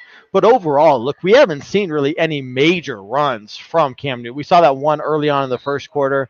But the way we're bringing pressure, and I think the way Fangio is calling this game, is we're kind of neutralizing that threat, at least to some degree. It's going to be interesting to see how they adjust at halftime. But that's what's kind of keeping our defense and our offense in the game here. So we do have Cam Newton again in the backfield, faking the handoff. Bradley Chubb off to the left-hand side, trying to get to him. Cam Newton on the run, getting only 2 or 3 yards there. Good on Justin Simmons there. It looked like there was some wide open room for Cam to run there, but Simmons able to come up from that safety position and limit it to a 2 or 3 yard gain from Cam Newton. Not a lot of pass rush on that one. The Broncos rushed 4, weren't able to get home with any of their matchups. Cam had a little bit of time in the pocket, but again, credit to the back end. The Broncos covered that up very well on the back end. That's the impressive thing. When you're looking at the game here on the screen, you don't see the backfield, but if the quarterback is standing there for 5 seconds, unable to throw, there is nothing back there. And we keep seeing that over and over again. Cam Newton calling out a possible blitz with the tight end on the right side there, looking to hand off the ball, fake the handoff, get some pressure up the middle, and almost down to the ball, but they did catch it for about a 15-yard gain. Yeah, unfortunately, Bosby's just a half a step behind his receiver, almost in a position to break up that pass, but couldn't quite get his hands on it. Patriots player gets it instead and takes it for a good gain. Yeah, just literally, that's not even half a step, less than that. I think he maybe just inches from the ball there. He closed on that perfectly and was just fingertips away from making a really good play on the ball was Bosby. Starting to see Patriots throw a little bit more here, trying to get the ball as they are on the Broncos' 33-yard line. Hand the ball off. Fake the handoff. Even faked me a little bit, giving Cam Newton all day in the pocket and another first down and then some for Cam Newton. So it looks like starting to pick up our pass rush a little bit there. Got to find a way to get to him because now we're starting to give Cam Newton way too much time. He's getting a little bit too much time and just checking down here to the running back, but the running back able to find some soft zone underneath and just run for the first down and a little bit more there. We're not getting dashed downfield, but we're getting these dink and dunk plays like we were talking about. But now the Patriots are getting to the red zone. It's the 19-yard line. We'll see if this Broncos defense can tighten up and hold them to 3. But again, this is where we're looking to see if Cam Newton's going to run as he is in shotgun. Oh, terrible snap. Lost about 10 yards there. Absolutely terrible snap right over Cam Newton's head off to the right-hand side. That Yeah. was embarrassing. Not even close, man. That's a lucky one if you're the Broncos. Now you put yourself in a terrible position for the Patriots. That ball about 2 yards over Cam Newton's head and about a yard to the right of him. And Derek Tuska, the 7th-round rookie for the Broncos, in there seeing some snaps today, able to down Cam Newton behind the line of scrimmage. 2nd and 25 coming up for the Patriots now. Now you cannot blow this. This is something that Cam Newton, you get a good pass from them, and all of a sudden it's 3rd and short or even 1st down. So you've got to find a way to keep them in that 3rd and long position. Absolutely. Keep anything in front of you. Broncos rush 4, getting to Cam Newton, and they did complete the pass down to about the 22-yard line of the 3rd and 11 or so. 3rd and very long, absolutely. The Broncos initially didn't get pressure, but able to get through with a 4-man rush there, forced the Cam Newton throw. Really good catch by his receiver, honestly. The pass was low, did not look great, but Patriots receiver able to come up and make a good play. 5 minutes, 40 seconds left in the quarter. Patriots 3rd and 13 at the Broncos 23-yard line. Looking for a big play here, seeing if the Broncos can hold them to that field goal as Cam Newton's in shotgun. Looking for the blitz up the middle, at least bringing some pressure off the right-hand side. Quick pass in. Oh, drop the ball. Incomplete. Bring up the 4th and 13. Great. Interesting play call by Fangio. Another pressure with extra guys coming. Not something that Fangio typically likes to do in a defense, but something we've seen him do a ton in 2020. And especially against Cam Newton, you have got to do that. If you're not bringing the pressure, that's what's going to give him room to run for days, right? So looked like it was another check down because that wasn't even at the chains. No, forces the quick throw, just kind of hoping to get a few extra yards for your field goal kicker when you make that decision. Almost got his hand on it. Shelby Harris, again, so close to blocking that field goal, but it does get knocked through. 9-3 the score for the Patriots now, 5:20 left in the second quarter. And if you're the Broncos offense, you're coming out and saying enough's enough, right? We've got to get it into the end zone. Now's our time. No more excuses. No more 3 points. The Patriots are on the board now. We can't expect to just beat this team with field goals, right, Kev? No, definitely not. Because you think about it, Patriots will receive the ball to start the half. I'd imagine they get one more drive at least in the second quarter here. So you're talking about how this team can get back, the Patriots can get back in the game and even get in the lead with just one drive if we don't get more points on the board. And this is why is this game not 17-3 right now? Simply because unable to get it in the end zone. And that's the kind of position that you had the chance to get yourself there and just unable to make it happen, Right. And sooner or later, Bill Belichick's going to make you pay. I mean, 5:20 left in the second quarter now. We're talking if the offense can't stay on the field and grind up some clock, you've got an excellent chance for the Bill Belichick special, which is get the ball back with a little time left before the half, score, get the ball back at the end of halftime, and score again. And suddenly the game is completely different, especially when the opposing offense is only scoring field goals on you. Crucial drive for the Broncos offense coming up here. Yep, exactly. It's, and I think DJ said it a little bit ago, and it's perfect. Look, this is such a young offense, and it's kind of what I was talking about earlier through how we're finally in a rebuilding mode, and this team has so much room to grow moving forward that, as much as I hate injuries, obviously nobody wants to see someone like Courtland Sutton go down and lose some of these other big-name players, but it's forcing these second- and third-string players to go out there and get starting or at least a lot of game time experience. So next year when we do get those starters back, we're another year older, a lot more experienced in the depth charts there. Yeah. And so this is a team that if you look 2, 3, 4 years in the future, they have the potential to really be a dynamic, really strong team that's going to bring a threat to a lot of other competitors. Absolutely. And, Drew Lock has not looked like an all-pro today, but I have really been impressed with the way that they have trusted him and the way that they are looking to move the ball down the field on his arm.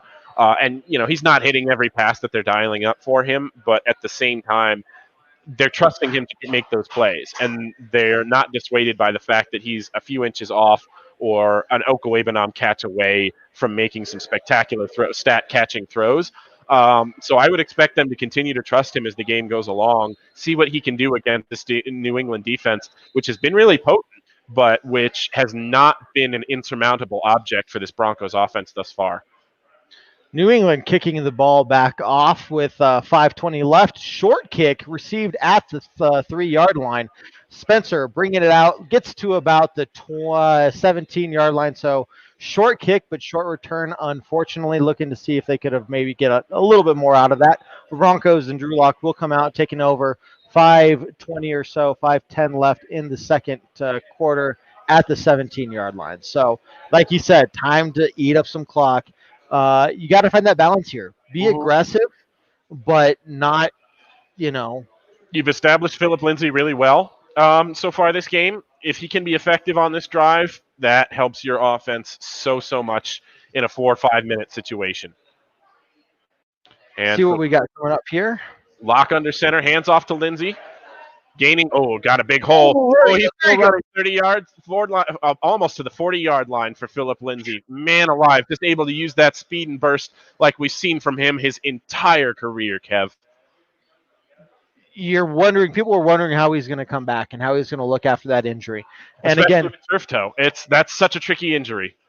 And he was supposed to be back last week, but now that he's had that extra week, and this is what you expect from a bye week, right? He's come out. Both him and Drew Lock have looked pretty strong coming out after being out for several weeks. And I'll tell you what, the fullback had a hole about 3 yards across in front of him, and when the fullback has a hole that size, the running back's going to have a pretty good day. Looks like Lock is handing off once again to Phillip Lindsay as he cuts up and gets about 2 yards, bring it to the Broncos 44, 19 left. And this is exactly what we're talking about. Move the ball efficiently, and kill that time off the clock there. So absolutely. We've run almost a minute off the clock already. 4 minutes, 7 seconds, 6 seconds remaining as the Broncos see a 2nd and 8 coming up. And this is where you want to see them be smart on the offense. You're probably in a throwing situation, but you want to see them be very smart with what they do with the ball here. 2nd and 8 for the Broncos, under 4 minutes, and see what we can do with Drew Lock under center. Royce Freeman in the backfield, fakes the handoff. Drew Lock rolling off to the right. Big pass down the center. Got it to Tim Patrick, bringing it to the Patriots 43-yard line. Really good play action fake there by the Broncos. Able to block it up well. No pressure on Lock, who's able to stand back there, make the downfield throw to Patrick in the middle. Gains about 15 yards. This team, I am impressed by how versatile this team is being. And credit to Locke there for not drifting. When he got to the end of his roll, he didn't keep drifting to the right. He stopped, threw back a little bit across his body to the middle of the field, but not to a dangerous point. He had a wide open receiver in Patrick who makes the play. Susie and Arturo, thanks for joining, guys. Really appreciate it. Drew Lock, under center, throwing the ball, misses, throws the ball away. What's intended for Spencer, but had some pressure coming down on him. Honestly, probably better that ball isn't completed. Spencer in the backfield, even if he catches that ball, Gilmore's right on him to make a tackle for loss. So go ahead, Kev. No, but again, just controlling that clock. Look, we don't need first down. Let's get ourselves in scoring range. Obviously, touchdown is what we're talking about, right? Let's not really give the Patriots much of an opportunity. They do have 3 timeouts, but let's make them burn it as the Broncos regain or reline up on the Patriots 44-yard line with some motion by Albert O to the right, some more by Spencer in the backfield, handing off. Jet sweep to Spencer, who gains about 9 yards on 2nd and 10. Excellent play call. They've been setting up that jet motion basically all season. They've been running that jet sweep and haven't handed it off once. This time Spencer gets the ball and gets about 9 yards on 2nd and 10 call. But that's the thing, we're adding that confusion. You're not expecting some of the stuff like this, right? So they're going out there and getting that 3rd and 1, and again, killing the clock, just killing the clock. Yeah, keeping that clock running 2:30 now. And if you're the Broncos offense, I'd wait, 10 seconds, 9 seconds on the play clock here, 5 seconds now. And good for them for running it down a little bit as they run the ball and get that first down with Freeman. And this will probably wind it down to the 2-minute warning with 2:14 left, 2:13. Yeah, they will wind it down to the 2-minute warning as the Broncos inside the Patriots 30-yard line here. Hey, everyone, hit that share button for us. Appreciate you tuning in. Again, we are going to be here the rest of the game. Team Visor, our very own Jared and co-founder of Orange Weekly, will be here for the halftime hash. So David and I can take a break and maybe do some shots or something. I don't know. I mean, yeah, shots. I'm a man. I do shots all the time. No, I'm not 21 anymore. No, 31 now.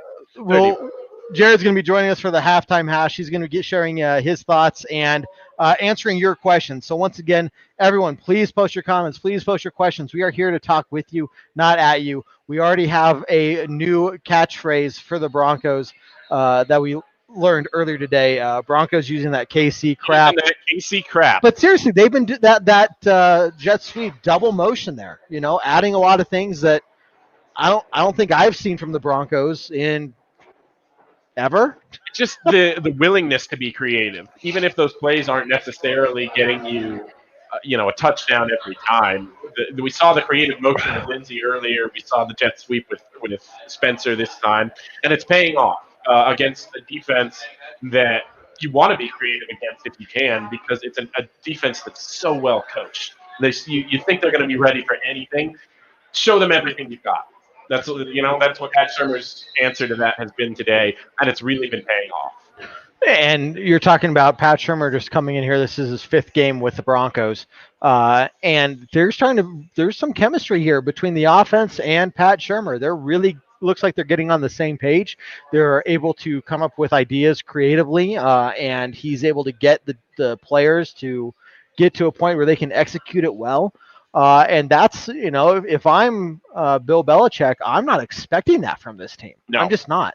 Yeah, absolutely. And you hesitate to say things like that because you don't want to say there's anything Bill Belichick doesn't expect. Oh, no. Especially after they do these halftime adjustments. Sure. No, but coming into this game, I don't think he expected that level of creativity. And there's no doubt what Red Cloud and others have been saying this entire time is correct. We need touchdowns. And scoring a touchdown here going into the half would be absolutely huge. Huge for this offense. But as we've been saying, a young offense, you're doing what you can. It's the kind of thing where you don't want to make excuses for a young offense. At a certain point, you expect them to do their jobs, and their job is to score touchdowns. But, you've got all these extenuating circumstances. Cortland Sutton out for the year, Noah Fant out for this game. Drew Lock has not played for about a month. Yeah, now. It has been. And you're trying to get all these pieces working together again, and sometimes it takes a little longer. But 31-yard line from the New England Patriots, the Broncos set up, shotgun snap, handoff to Lindsey, has a corner, gains about 5 or 6 yards up to the 25-yard line of New England, and the clock keeps running. A minute 52, a minute 51 now to go. So if I'm Belichick, I'm not even thinking. They're running the ball so well, I'm not even thinking about calling a timeout. Look. No. At this point, what is it going to do? It's going to give our offense some time to rest, some time to talk. You're hoping your defense goes out there, gets to the 3rd down. If they get the 3rd down, okay, maybe use that timeout.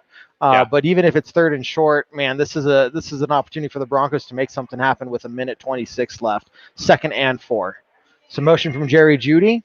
Snap the ball, handoff again to Royce Freeman. Fakes to the left, goes to the right, and gets just to that 1st down marker. I think it was the exact same play. Honestly, Kev, I think that was the same play call. You saw the handoff and the fake throw by Locke. I blocked the same way. I think it was the exact same play to Freeman as we saw to Lindsey.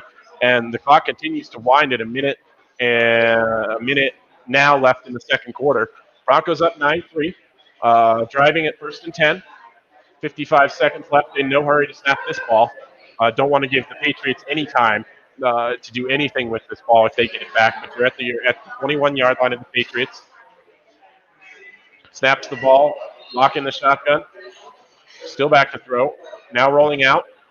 Throws the ball downfield. Can't quite connect with Tim Patrick. Incomplete with 35 seconds left to go. You've got 2nd and 10 at the Patriots' 21-yard line. And this is another situation where I would expect to see the Broncos take a shot towards the end zone. But this is the perfect position you wanted this team to be in. You have killed the clock. You have taken away really any chance for the Patriots to be able to roll down the fields themselves. Absolutely. It's 2nd and 10. You're within range to aim for the end zone. And you have your timeouts. You can still run the ball here. Like you said, Kev, we have 3 timeouts left. If you want to run the ball as the Broncos offense, you can do that in this situation with 35 seconds left. Yeah.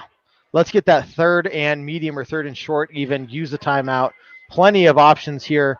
They're looking like they're passing the ball. In fact, and there is the sack, taking us back to the 35. And it looked like the first option there for the Broncos was that check down to Philip Lindsay, and it was covered up. Locke does exactly what he cannot do in that situation and takes a pretty bad sack. Backs him up at least 10 yards, which is going to take basically all conversation of the touchdown away, unless the Broncos get really aggressive and decide to take a shot here. Well, that's all you can do at this point. You're not aiming to really get that first down at this point. It's almost, try to go for the end zone because, 28 seconds left, you kill another 6 seconds or so. Patriots will get 20 seconds on the clock, and you're going to have to watch for those long throws by Cam Newton. But our secondary has been holding up very well in preventing those deep throws. So it's going to be interesting to see what happens. But you've really put the Patriots back, in a corner there. And, what are they going to do? But here we come up, 28 seconds left. Drew Lock in the shotgun with Royce Freeman off to the right-hand side there. It's 3rd and 23. And it's just a draw. All right, and they barely get back to the line of scrimmage on that one. That's a tough one. New England had that one read perfectly and stopped Royce Freeman basically for no gain there. 4th down and 23. Did the Broncos just take a timeout? Yeah, no, the Patriots took a timeout. Okay, I was going to say, what? Which, makes sense. 23 seconds left on the clock here, and you've got a long field goal attempt. If the Broncos don't make it, you've got a chance here if you're the Patriots to do something with 24 seconds left. Now, Belichick is dangerous even in these situations. That is something that I wish Drew Lock is wishing he could have back for sure, even if he just threw the ball away. It was good pressure. Absolutely. It's a young quarterback moment. It's not something you see with Drew Lock a whole ton, holding on to the ball too long. In this instance, it's just, a teaching moment for him. 52-yard attempt. And it's right through the uprights from McMoney. Absolutely fantastic effort from McManus this offseason, or this early season. As per usual from Brandon McManus, we see him converting on these long field goals. And it is 12-3, the Broncos lead going into halftime. But again, we want even if we had one. Yeah, absolutely. And this is not going to work going forward. I understand this is the Patriots. It's not the Patriots of Tom Brady, but it's still one of those teams that you expect to be in the conversation for a playoff spot when we're in December, right? And you're playing well against them, but not scoring touchdowns like this is not a sustainable way to play football going forward. No, definitely not. And so what I'm really worried about, and Jared here, our very own co-founder of Orange Weekly, is going to be joining us here in a minute to give you guys the halftime hash. Hit that share button for us, guys. Hit that like button. Appreciate all of you tuning in. And Jared's going to be talking with you during the halftime hash here show. In fact, I think it's his first ever halftime hash. So you're right. We're going to throw him in the fire here and see how he does. But 19 seconds left, kickoff down towards New England, and I expect them to not run this one back just like that. 19 seconds with 2 timeouts. Cam Newton's going to come out and take over at the 25-yard line. This is unrelated to Broncos. I saw Carson Wentz's stat line, 3 of 8 for 11 yards. Boy, what happened to Carson Wentz? That's a shame to see a young quarterback's career like that go all Sam Darnold. And you expect that from Sam Darnold because he works for a terrible organization. But the Eagles is an organization not that far removed from Super Bowls. You think they've got it going on. I may be digressing, but that's a real shame to see a career regression like that as the Patriots take a knee and we'll just run it into halftime. That's not what I expected. I figured they would take a shot or two, but we are going into halftime. And Jared, I think, will be joining us here at any second. And there he is. Jared, how you doing today? I'm doing pretty well. How about you guys? How you guys holding up over there? Could be a lot worse. Can't hear. It could be a lot worse. This game's looking super good so far. I mean, super good. There's some good. There's some bad. But man, I'm happy with what we have going into halftime. If it was going to be 12-3, I'd rather it be 12-3 Broncos. Right. And who would have predicted this, huh? Absolutely. Take this one over, Jared. We'll be back after halftime.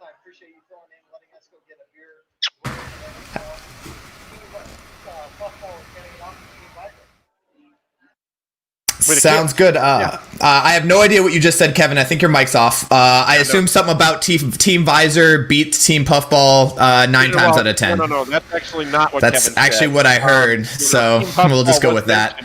But Team Visor was on the losing end of that ratio. I want to make that very clear before we hand it off.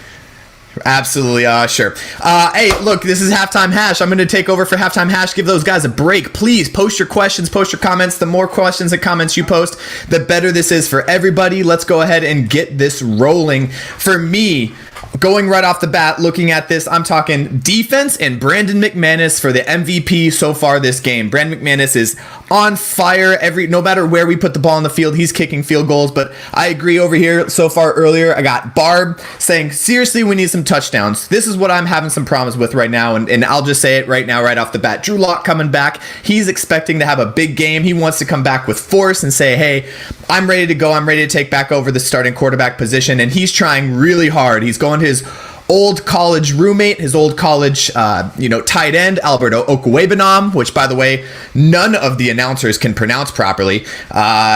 He's going to him. He's targeting him. We have 3rd and 2s, 3rd and 1s, and we're taking deep shots down the field. We don't need that. We just need to roll the ball a little bit more forward to try to get into the end zone.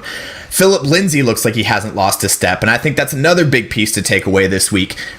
He's explosive through the hole. He still has his jump cuts going. That turf toe is not holding him back whatsoever. Like I said, guys, please post your comments and questions as we go through this halftime hash. I hope you guys are enjoying this game. I know I am. Broncos are up 12-3, and I think that is a huge boost for the Denver Broncos. I'm going to go real quick and give a shout out to Ragers. Ragers has already cashed in one bet with over 7.5 or 8.5 points for the Denver Broncos in the first half.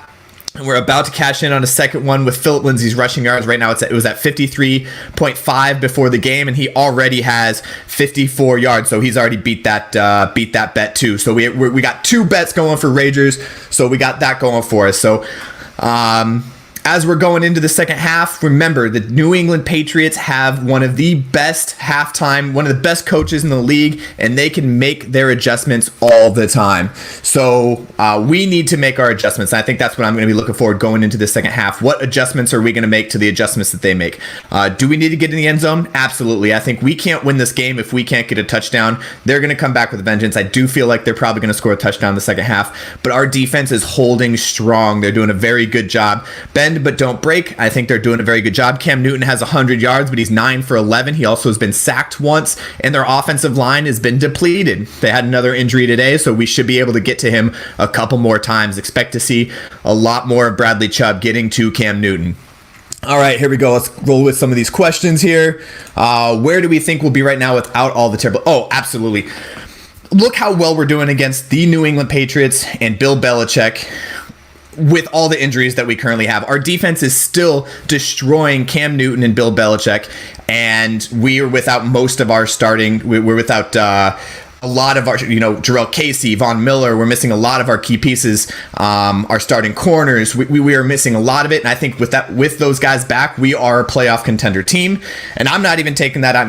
They make fun of me all the time. The guys always make fun of me. I'll always say we're never mathematically eliminated until we're mathematically eliminated. So I'm going to still go with that. We're still a playoff team until then. But with all of our healthy guys back, I think we're a completely different team.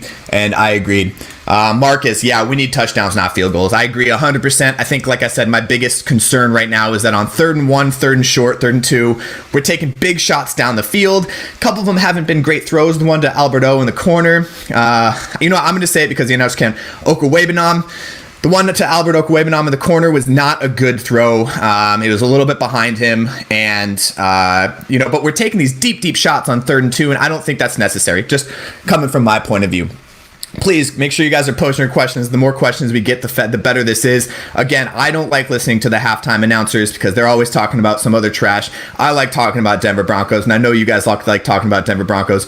So this is what we're here for. Other numbers that are really important. So it looks like we're almost a 50-50 split between Philip Lindsay and Royce Freeman. Royce Freeman's been getting a lot of carries in the backfield. They're trying to use him also as a workhorse, so that we're not trying to destroy Philip Lindsay and his turf toe that he had coming off the last season.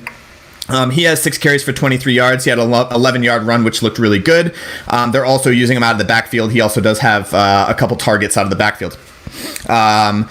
Tim Patrick and Albert O. Let's talk about Albert Okwuegbunam. We have been targeting, Drew Lock has targeted Albert O a bunch of times, and a couple times, the one he had a touchdown that went through his hands, it was a little high, but it was a good throw. But he's getting the looks, right? The former Missouri star with Drew Lock, they both played together in Missouri, and he is doing very well at his first game into the game with the injury to Noah Fant.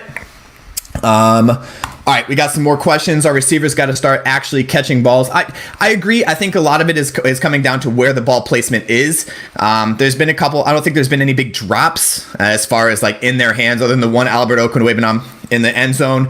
I think that was a catchable ball that he didn't pull down. Again, rookie coming into his first game already has a couple big catches into the game. I think he's going to turn out very well. I think he's going to be Noah Fant 2.0, if I can say that, and that's going to be very good for the Denver Broncos in a 2 tight end set, which is really an extra 2 wide receivers if we need it. So we have that going for us. Keep posting your questions, guys. I love this. I love the halftime hash. I love this game so far. Again, Denver Broncos 12, New England Patriots 3 in Foxborough. A lot of people did not see this coming, and I am one of them. I think this is a very good game for the Denver Broncos defense so far, and that is where we are right now. Some more stats. I'm going to throw some more stats at you. Tim Patrick has 2 catches, 58 yards. One of his was a big 41-yard catch at the very beginning, the first drive. Again, I love Tim Patrick. I think he's playing very well, and he's getting open when he needs to. We've seen Jerry Jeudy targeted once or twice. We haven't seen him pull down anything. A couple of them were pretty bad throws. But that's what we have going forward. Yes, of course, I would be, without showing my wife, Locke needs to diversify his targets. This is 100% her idea. Yes, absolutely. I think he is locking on to Albert O a couple times. There was a couple times he's looking at Jerry Jeudy, but you could tell it's not his first look because of where the ball placement is. He's not looking for where the ball placement's going to be. I agree 100%, baby. Locke needs to diversify his targets. And the receivers need to catch and run with the ball. What I like so far is that the play calls haven't been terrible. Like I said, on the 3rd and 2s, 3rd and longs, we're taking the deep shots, but I don't think that's what the play call was intended for. I think we're supposed to be taking the unders and the middles.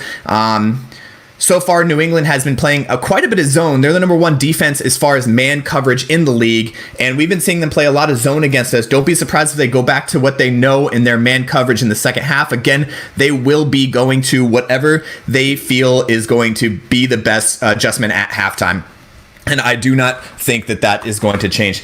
How many days did Locke get to practice with the receiver since return? He just took a little off. Yeah, he does look a little off again with an injury, coming back with an injury that was kind of his fault for the most part. We could say that. I think that's where his frustration is, and the frustration that we have with him going forward. But I think he's going to be stepping back. He does look a little off. Some of his throws have been a little weird. Again, he's going for some huge home run balls, which makes me think mentally he wants to prove that he's back and ready to go. Physically, he might still have some reservations because of the injury. He did get a whole week this week playing with him. He was questionable all week. Even last week, he was throwing the ball. I don't think he was playing with the number 1s last week. So I think he only got 1 week as opposed to the 2.5 weeks we've had since the Broncos game. Good question, DJ. Marcus says we just needed the first, not going for the home runs. Again, I mentioned that. I agree with you 100%, Marcus. I think not going for the big on 3rd and 2s, the big home run ball into the end zone. I think we could take that easy dump off over the middle or some sort of short pass to be able to get that first down, and that's what we need going in the second half. Again, I'm looking forward to, in the second half, what does our Broncos offense and defense do as halftime adjustments against the New England Patriots, who are infamous for halftime adjustments and being able to come back in games. This game is not over. We have a very good team. We have a very good defense and a very, very good kicker. But can we get into the end zone to be able to put more points on the board so that gives us a little bit more comfortable lead and we're not coming down to the final minutes? What I don't want to see is us start to get back off and take the pedal off the gas a little bit just because we have the lead, because that with the New England Patriots, they can come back. It's a 2-score game right now, 1 touchdown, 1 field goal, they're up. So we don't want that. So that's what I'm going to be looking for in the second half. We are holding Cam Newton very well. I think one thing that we're doing very well that we've talked about on the pregame podcast and the shows is that Cam Newton has been someone who can get out of the pocket and make huge plays regardless of where he's at. And we needed to spy on him, and we've been doing a pretty good job. So we got that going for us. It looks like Yeah, he just came off of an injury. Again, Drew Lock did just come off of an injury. Good call, Steven. And yeah, give him time. Give him a little bit of time. I think Philip Lindsay came back strong with the turf after the turf toe, but with a shoulder injury on an arm that is his throwing arm. I think some of those throws might be for that. And I agreed. Locke is a solid quarterback. So that's what it is. We have a shoulder injury. Some of the throws look a little bit off because it was a shoulder injury. He might be not mentally consciously throwing bad footballs, but I think sometimes his arm might be unconsciously knowing that he had the injury on it going for those balls. But honestly, he's been playing pretty well. Again, he's been going for a couple deep balls, which is why his numbers are not great. He is 6 for 14. He's under 50% on the day. But he does have 114 yards so far in the first half. So we got that going for us. And I think Locke's doing a pretty good job, and that's all I'm going to say about Locke. Going forward, I want to see a little bit more play management, clock management, and trying to get the first down as opposed to going for those big balls. But that doesn't mean take the pedal off the gas. I want to get the first downs. I want to keep the ball and drive that football. Oh man, whew, this is tough. Okay, so more stats coming for you. More stats coming for you at this halftime. Jerry Jeudy again has 0 catches. If you guys have Jerry Jeudy in your fantasy lineup and you guys are mad, he will get looks this afternoon. After the halftime. He's going to get some looks. Drew Lock is going to look his way a couple more times. I think that's going to be one of the halftime adjustments that we're going to put in at halftime. Don't just look at Alberto's way. I know you want to get him his big game coming back or coming into his first NFL game, but we need to spread the ball out a little bit more, like my wife said, and diversify his targets a little bit more. Right now, he only has his 6 catches are from Tim Patrick, Alberto Kawavanam, Nick Vannett, and Royce Freeman for the dump-off pass. Denver defense, again, doing very well. We got an interception. We got a couple big plays for loss. I think we're the only we don't have any play. I think we have 1 sack we had towards the end of the game. Drew Lock took a sack, but for the most part, our defense is holding up where we need to go. All right. I don't have a TV with me, guys. Are we? Give me a thumbs up if we're ready to come back in. All right, you guys are ready to come back in. I'm gonna add you in, or not. You're trying. It says remove. Let's try this. There we go. Hey, guys. Hey. All right. Excellent job from Jared on the halftime hash there, answering those rapid-fire questions, doing a wonderful job. Thanks, Jared. I don't like to give credit to Team Visor, but I will give you at least this one. You did a pretty good job today. I appreciate it. Yeah, absolutely. Yeah, you guys are holding up well down there. I noticed that Kevin switched to a puffball beanie because of his statement talking about how great Team Visor was before he shot off to me. So, no. Team Visor's garbage, and our viewers should know. There's nobody on it except for Jared, and that's the way we want to keep it here at Orange Weekly. We don't want to disseminate Team Visor in any way, shape, or form. So come along, join Team Puffball. And enjoy the second half of this game, guys. We're back to give you all the highlights, all the commentary that you could want. All right, I'm going to go back to watching the game. Good luck, guys. I continue watching you, and I like listening to what you guys have to say. So keep it up, and go Broncos. A big mile-high salute to Jared as the Broncos kick the second half kickoff to the Patriots. Going to be a returnable kick. No, they decide to let it bounce through the back of the end zone this time. And this ball will be a touchback coming out to the 25-yard line for the Patriots. Now, Kev, we heard Jared talk a little bit about it in the second half. The Broncos may be a little bit too aggressive as far as these offensive play calls. You want to see them taking these shots down the field, certainly. But if they're not connecting on those shots reliably right now, for any number of reasons, maybe just dial it back a little bit, keep these third and manageables going, but, just maybe go for those plays that go beyond the sticks instead of 20 yards beyond the sticks. I can't hear you. Cam Newton hands off to Harris, number 37, going to gain about 3 yards, maybe 4, on a first down up to the New England 29-yard line. Second down and 6 coming up. And it looks like Harris coming off the field for New England. New England 2-12 when trailing at halftime in the last 5 seasons.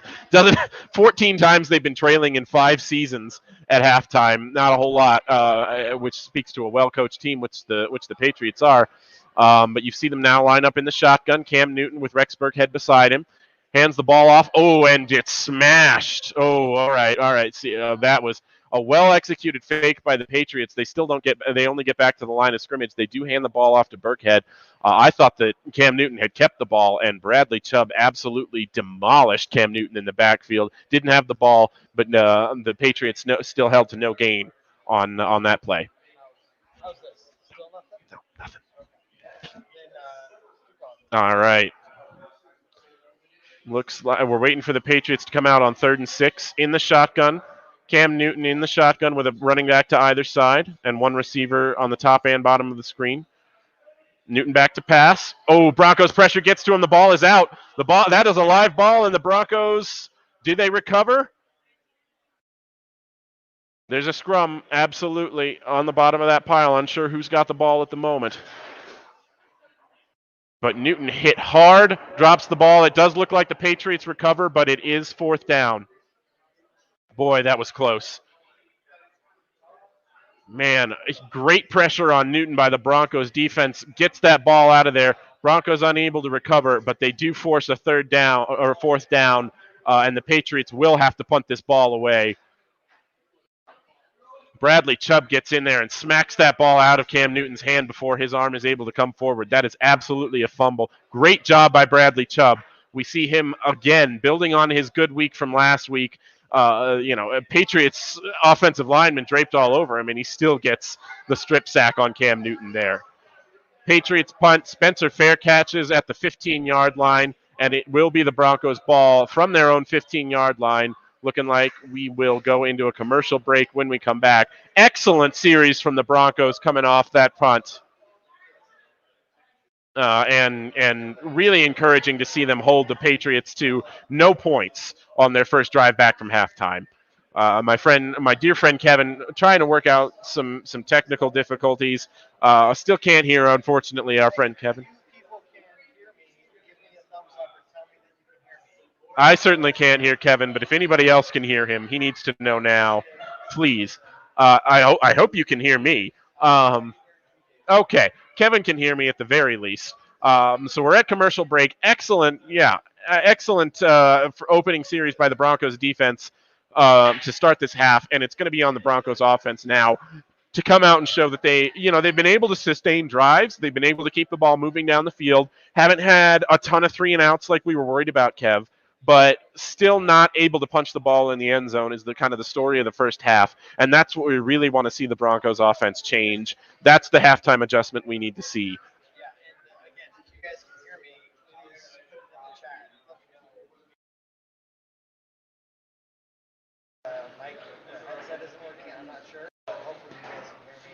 That's a decent possibility. I cannot hear Kev through my headset. Let us know if you guys can hear him. We're kind of on remote in the wilderness out here in the wilderness. It's Broncos. It's Colorado Cork and Keg. It's a fantastic local bar here in Castle Rock, Colorado. Please come down anytime. Mention that Orange Weekly sent you, and you'll get half off your first round. But we are, broadcasting live. It's an adventure for us. So please let Kevin know if you can hear him. I cannot hear him through my headset. Help us out and be a part of the Orange Weekly team for this weekend at the very least. So can you hear Kevin? See, now Barb can't hear David. Now we're in an interesting spot. So if I'm Right. I heard that test. Sorry guys, bear with us. Barb, can you hear me? We would love to know who can be heard at this point of either of us or any of us. Oh dear. Oh, this is fantastic. This is exactly what you like to have during a live broadcast. It's technical difficulties, and where we wish we had somebody to run this stuff for us. That's right. Once we can afford a producer, guys, these problems will be a thing of the Here past. we go. And This now is I can hear why. you. There we are. go. Fixed it. Okay. All right. Broncos. Locke takes the snap, hands off to Lindsey. Straight ahead for about 3-4 yards. And Lindsey powers ahead. Awesome. Absolutely. And we're back. Broncos about the 19-20 yard line now. And it's good to have you all back. Barb still can't hear David, she says. Perhaps she can hear me now.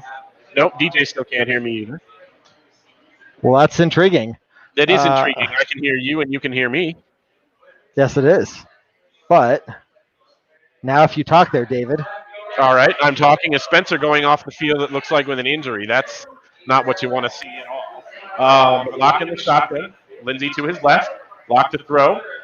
Bounces Big around, pass. throws it, and now he hits Jerry Jeudy. Excellent throw on the crossing route there. Jeudy catches for about 12, 13 yards, and it is 1st and 10 Denver. So I'm hoping you guys can hear David now. Thank you, DJ. Yes. If you still can't, let us know.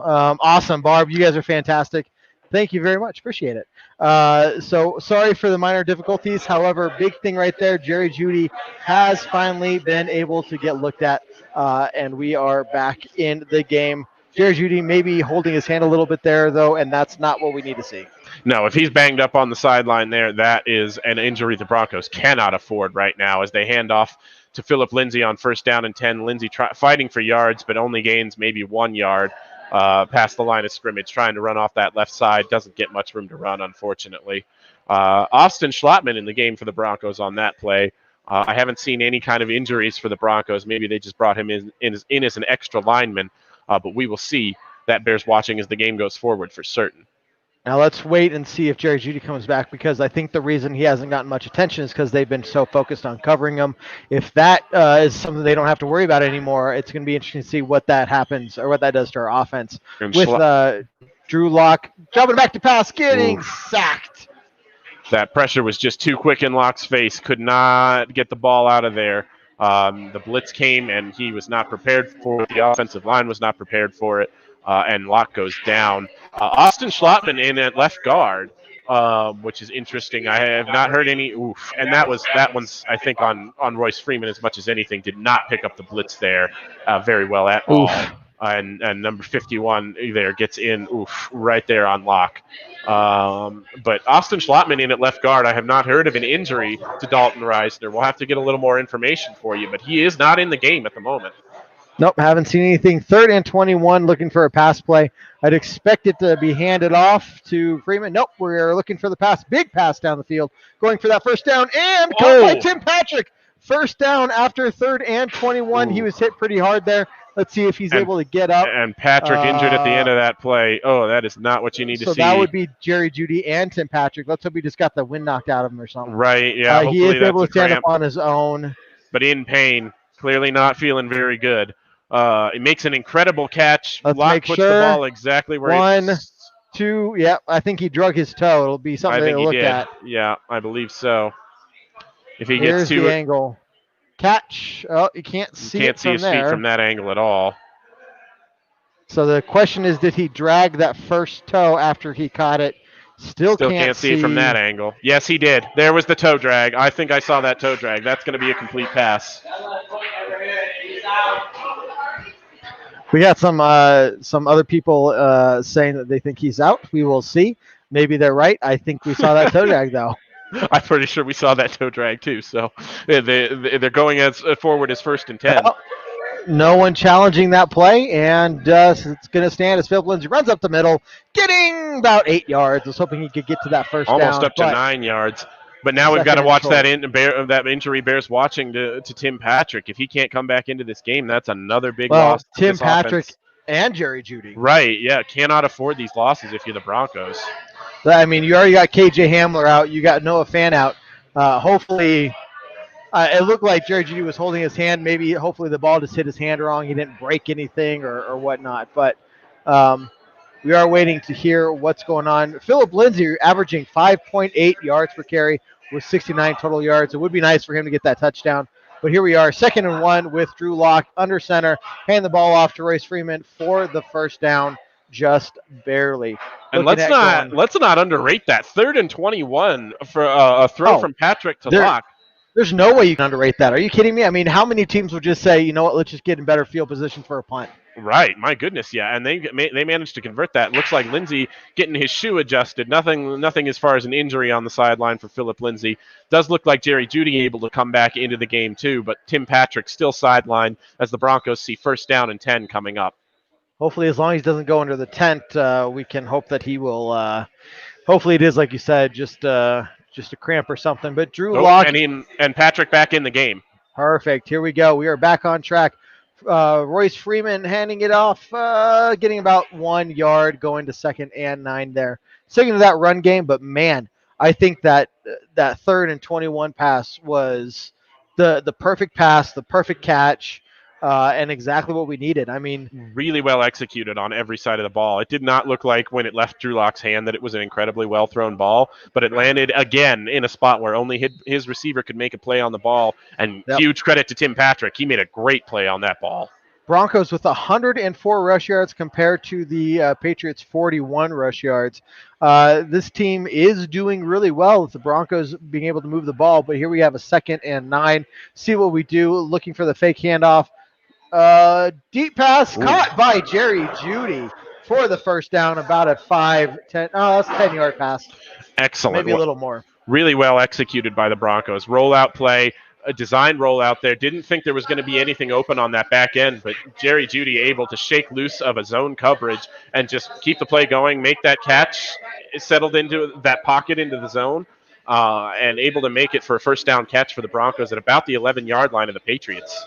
So here we go. This is exactly what we're talking about. This is, I don't even want to say it right now. Let's just see what they do. Drew Lock is 3 for 3 for 67 yards right now on this drive as we've been driving down the field incredibly well on the Patriots 12-yard line. Handing it off to Philip Lindsay up the middle, getting maybe about 5 yards. Bringing up the 2nd and 5 or 6. 6:25 left in the third. Broncos coming out and whatever, they're able to come whatever's going on. Yeah. The ability for Philip Lindsay to run in between the tackles, it's like he likes it. It's just never ceased to amaze me throughout his entire career, and today no exception. He is bruising those inside runs for more yardage than it looks like he's going to get on the initial contact. When you have a small running back like that, they're primarily used to run on the outsides because of their speed. Philip Lindsay can do all of it, and that's what makes him such an asset. Absolutely. Okwebenam, motion to the right, looking for the pass. Drew Lock throwing back to Albert. Not quite.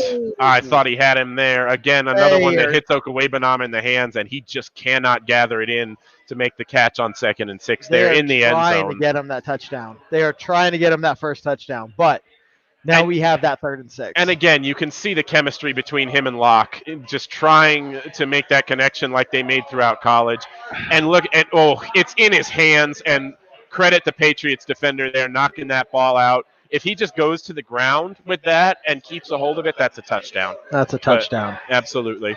But again, credit to number 31 for the Patriots there, knocking that ball out in a timely manner. And now we're looking at 3rd and 6. Lock in the shotgun, Freeman to his left. Back to throw again. Throw it. And, not quite. Nothing there. Tim Patrick. Are we looking for a flag? And there he got is a flag. All right. Woo-wee. Stephon Gilmore looks to get flagged here for either an holding or a pass interference in the end zone. And I'll tell you what. It looked like he was kind of just holding him back on that. He did. That route, unfortunately, was impeded. Yeah, holding on the defense, number 24. So it looks like Patrick did draw that holding call. And it will be an automatic first down for the Broncos in the red zone. And like we've been talking about, Kev, you've got to score here. You've got to put it into the end zone right now. Right? This should put it at about the 1 yard line, shouldn't it? And that's a good call. I did not see it from that angle quite. I thought maybe it was a little bit of a ticky-tack call originally, but no, that is an excellent call.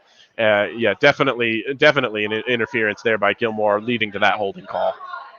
First penalty today of the entire game. Broncos 1st and goal from the 4 yard line. Philip Lindsay in the backfield, looking to hand it off, seeing what he can do, going up the middle, gets maybe 2 yards, bringing it up to 2nd and 2. Man, we have got to break this wall. Absolutely. Yeah, 2nd and goal here, and this is where you've got any number of plays. Literally the entire playbook is open to you at 2nd and goal from the 3. Sorry, this is 4th down territory as well. Right, absolutely right. You cannot make – if this goes to 15-0, that was – something's gone terribly wrong. Absolutely. Yeah. And if you're the Broncos offense, you have to put it in the end zone here. You've got an excellent shot here on 2nd and goal from the 3 to do basically whatever you want. I will be really interested to see what Pat Shurmur can dial up here, see if they can punch it into the end zone. We got Philip Lindsay in the backfield once again, handing it off, getting stuffed behind the line of scrimmage, 3rd and 5. look, we're being creative all game. This is the time for us to try. I mean, you got 2nd and 2. Why not try something other than running it up the middle? Well, I mean, and I understand why, because you've been fairly Right, successful right. running it up the middle all game. Not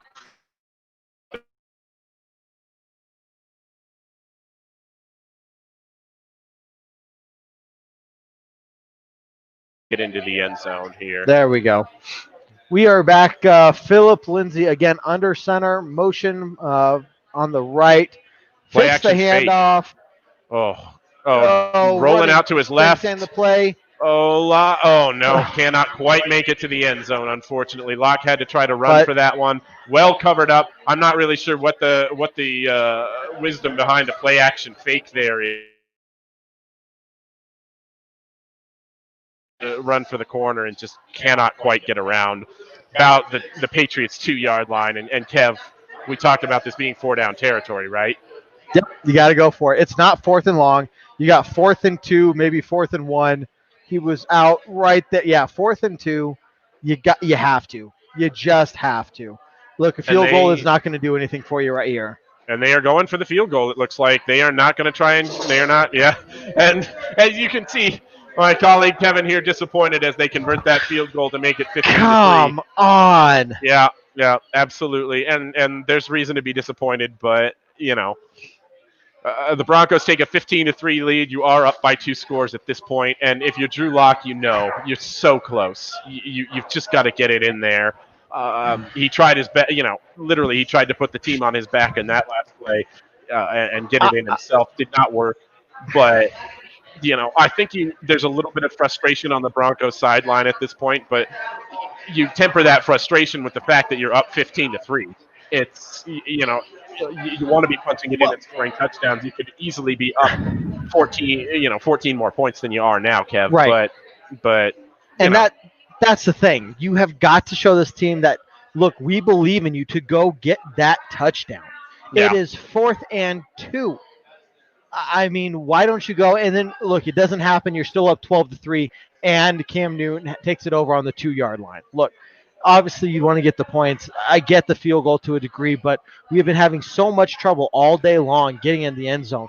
Why not go out there and say, just hammer it into the end zone? And I can't, I really don't like the play action fake call on 3rd and goal from the 5.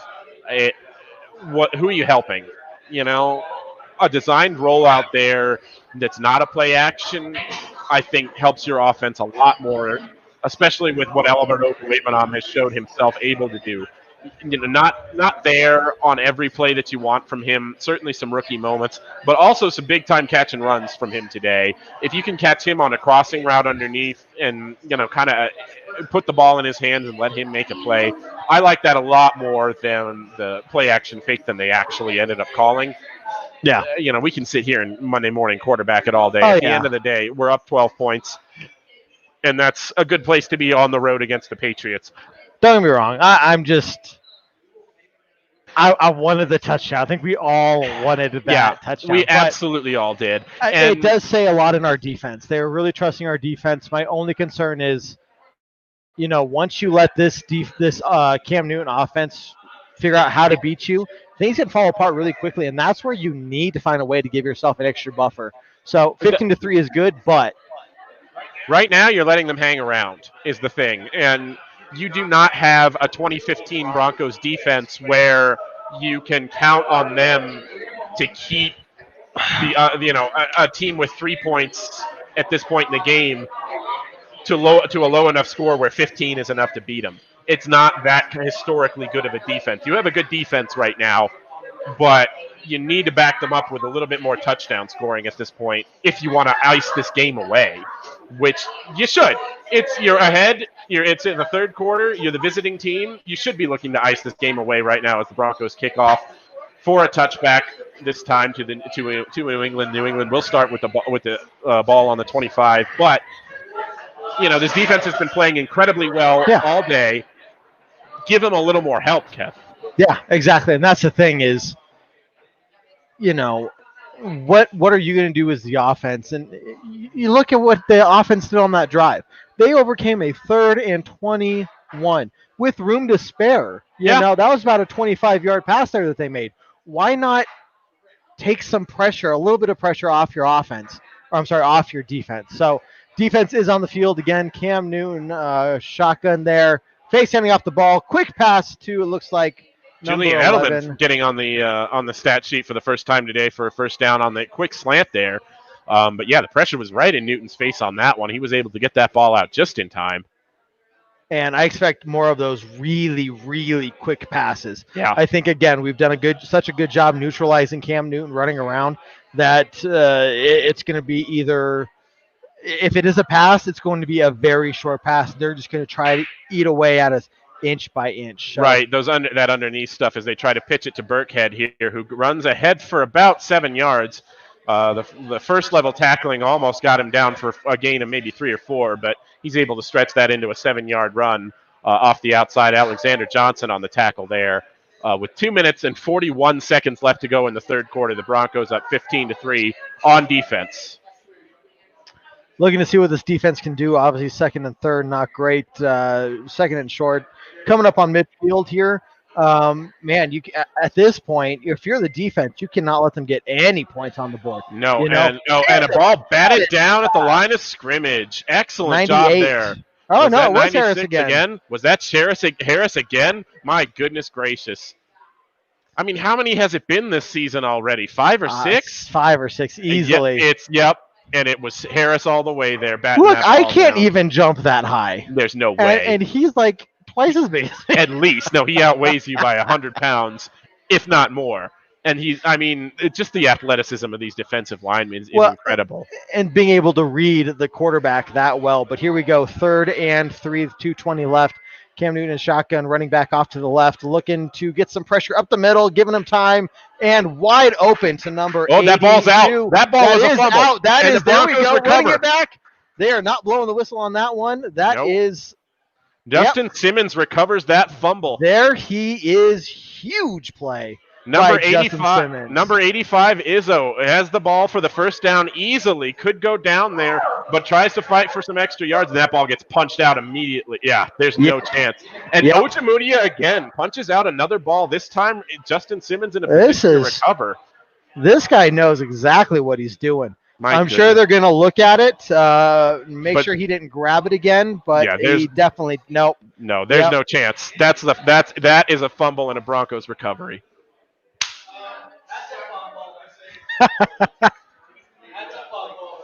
We got some awesome. How you guys doing today? Yeah, we got some awesome Pats fans behind us. They've been listening to us yell throughout the entire game and bringing some enthusiasm to the game. Okay, there you go.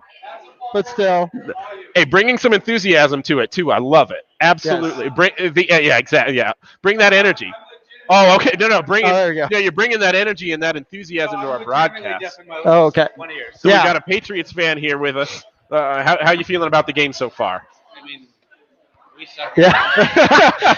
We've been there for years, man. So I was a fan when we sucked in the 90s. All right. Yeah. Did you see us against the Buccaneers this year? It was awful. It was just awful. So there's some suck to go around. That's all we're saying. I'm glad that Brady and Gronk are suffering. Sure. There you go.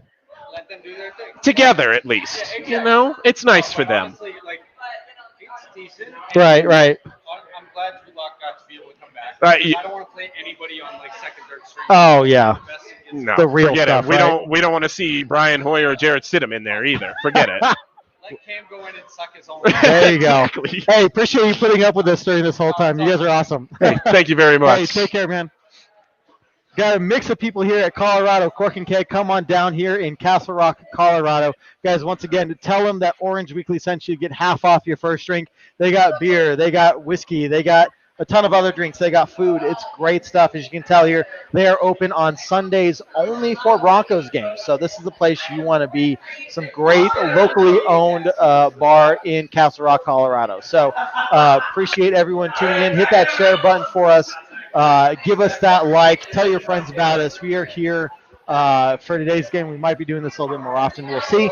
But, of course, we're just happy the Broncos are playing for the first time in what feels like an entire 4 months. I don't know. It's felt like forever. I don't know that the Broncos have certainly the Broncos have not led in a game for as much time as they have led in this game all year. So at least, they've got that going for them, which is real nice. And you've got the Broncos offense coming back onto the field. And what did we talk about earlier, Kev? The coaching staff was really focused on creating turnovers, and they have done that very well this game, up 2-0 in the turnover ratio so far this game. You've got to be encouraged by that if you're the Broncos coaching staff. I'm sorry. Yeah. Ojemudia. Fantastic. Broncos take over on the 43-yard line, tackled behind the line of scrimmage. I think they're starting to get onto our run game there. So we're going to have to figure something out, because this is, a couple times in a row now that we've been tackled behind the line of scrimmage. Really well executed run blitz by New England there. Number 21 just came screaming off the edge. And it looked like maybe Lindsey had at least 3 or 4 yards to run to the inside if he gets that tackle off. But 21 able to cut off that angle and make that ankle tackle behind the line of scrimmage, setting up a 2nd and 13. So here you go. You got to find a way to keep this manageable, right? 1:30 left in the third quarter here. Motion behind the line. Handoff again to Philip Lindsay going up the middle. Oh, getting about 10 yards, coming up with a 3rd and very manageable. Really well blocked that time. Lindsay able to get off that right side, and I think that jet sweep motion to Judy made the defense hesitate just a second, which enabled Lindsay to get the space that he needed to gain 6 or 7, maybe even 8 or 9 yards, and set up a 3rd and 4 or 5. 3rd and 4 now we're looking at, instead of a 3rd and long. Coming up on a minute, expect this to maybe be the last play of the quarter. We'll see what the time does here for us. 16 seconds left on the play clock. Looks like Royce Freeman on the right side of Drew Lock in the backfield there. Down the ball, looking to throw. Got some pressure coming on, but tipped ball meant for Hamilton, and he's a name we haven't seen. We do have the flag though. Not sure which way that's going on though. Yeah, absolutely. Hard to see where the flag is on the side of the field. Which side of the field it's on will determine probably who the holding is against at this point. No, it's going to be against the Broncos. I think the New England just got the yep. All right. Yeah. Now that penalty is against the Broncos. It will be declined, so it will be 4th down. So here we go again. Mm-hmm. This offense just finding a way to not be able to not look its best. They're not looking their best. You don't expect them to look their best, but that is okay. It looks like an illegal hands to the face call against DeMar Dotson, and that was a good call. Yeah, you can't really argue that one if you're the Broncos. That's a no. You can't do that if you're DeMar Dotson. But here we are again with another McManus possible field goal, long field goal, probably 50-plus yards at this point. 56 or so, I'd say. Yeah, looking that way. 54-yard attempt for McManus. Snap, kick, and it is right through. That is right through. He could have made that from 60, man. Oh, my goodness gracious. If you got Brandon McManus on your fantasy team, that's exactly you're cleaning up today. Boy, oh, boy. I don't think he's had a single field goal under 40 yards today. No. And I think there was one for 20. But are you right? Okay. But he has been nailing them. He was the special teams player of the week a couple weeks ago, and I can't see how he wouldn't be that player again this week. Absolutely, especially if the Broncos pull out a win here. I think you've got to give it to the and we've got a whole quarter to go.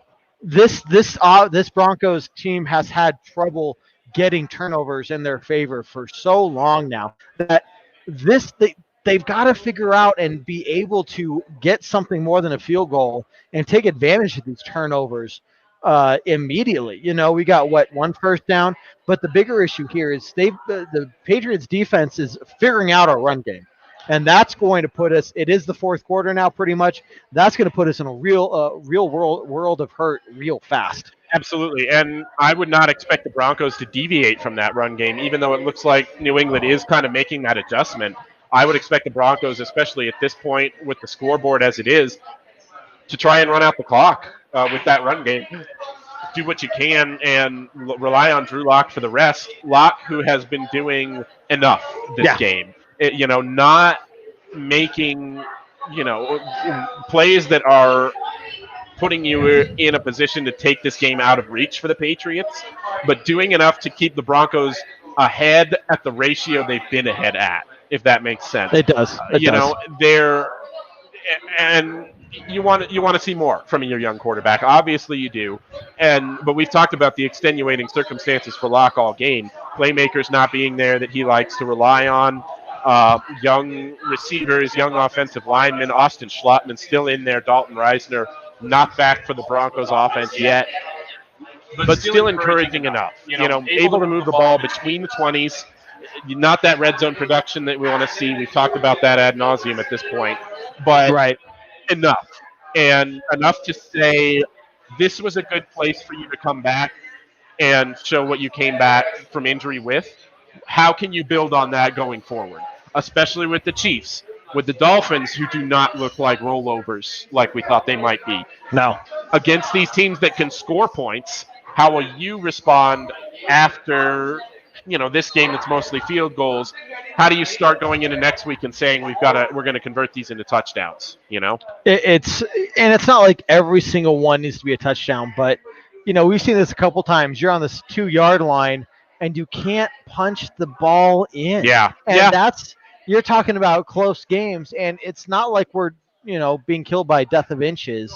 We're able to move the ball incredibly well. Yeah. I haven't seen a Broncos offense be able to move this ball this well in years. But for some reason, there's something mentally. I think it's mental at this point, because there's no reason for a football team to not be able to get the ball in the end zone when you're that close. And that's why I was hoping they would go for it on that 4th and 2, because there's a mental barrier that they need to say, look, we were able to finally score a touchdown against the New England Patriots. We have helped. The defense is going to go out there fired up. And right now, I'm worried the defense is like, holy crap, they're still in it. Especially with how much you heard Vic Fangio wanted to be more aggressive all offseason. In that moment, that coaching situation, I really would have expected a coach who said he wanted to go for it and be more aggressive to take that chance as Newton fakes the handoff on 1st and 10, throws it. And it's intercepted again. Ball is tipped, and Bryce Callahan picks that ball off, setting up the Broncos offense once again in an excellent position. Wow.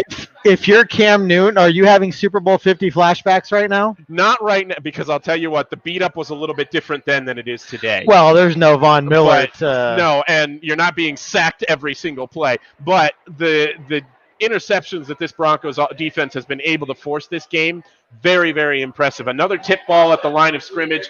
Who was responsible for this one? Number... It was 31. I think that was Simmons. Simmons affects the path of that ball's flight, and Callahan in excellent coverage coming on the crossing route. Yep. Good Makes tip that by snag. Simmons. Wonderful. Oh, very good play. And Callahan able to return that one, too, a little bit. Good Lord. This is the Broncos defense that you've really been expecting to see all season. It hasn't, it's been in there in fits and starts for maybe a drive here or a couple of series there, but not playing as a unit like we've seen so far today, Kev. Well, you look at the injuries that this team has in general. And when we lost Von Miller, I mean, we were all so heartbroken. And look, this is such a leader on the defense that we have lost. I don't know what they're going to review, probably where he went out of bounds. Where he was down or where he was down. Maybe if he was touched before he started returning the ball. Look like he was, but either way, this team has been able to overcome so much adversity. And how many people went in today's game? If you had told me even that we'd be up 13-3 going to the 4th quarter, I probably would have been like, much less 18-3. Yeah, that's what. Yeah, right, sorry, that's what. Yeah, but still, your point is excellently made. If you had told me we would be ahead by more than 2 scores going into the 4th quarter, it would have taken some believing. Absolutely, and the defense has really, really impressed me today.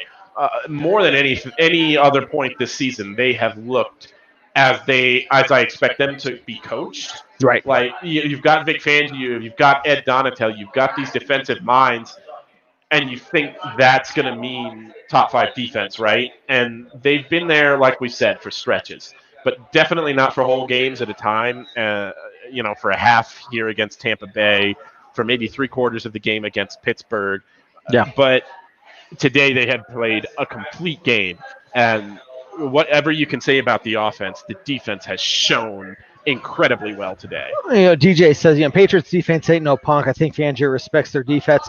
Okay, I completely get that. And that's fair. And just because they haven't been able to get touchdowns, I'm not really diminishing too much at all from the Broncos offense, because you look at some of these phenomenal plays they've made. Drew Lock has come out and put the ball on a dime multiple times. We went through it for a throwing play on 3rd and 21 And converted. and converted it. Like, this is a team. This is when we were sitting through last year and watching the offense last year. We were like, why are we not being aggressive? Why are we not doing this? And finally, we're seeing a team that, one, is being aggressive, and two, is accomplishing these aggressive plays. It's an offense in progress, and it's wonderful, like we've been talking about a little bit, to see that the offensive coaching staff is willing to show confidence and say, yeah, we'll put it in the hands of our young quarterback on 3rd and 21 and rely on him to make a play. And he goes out and does it, and that will enable the coaching staff to put the ball in his hands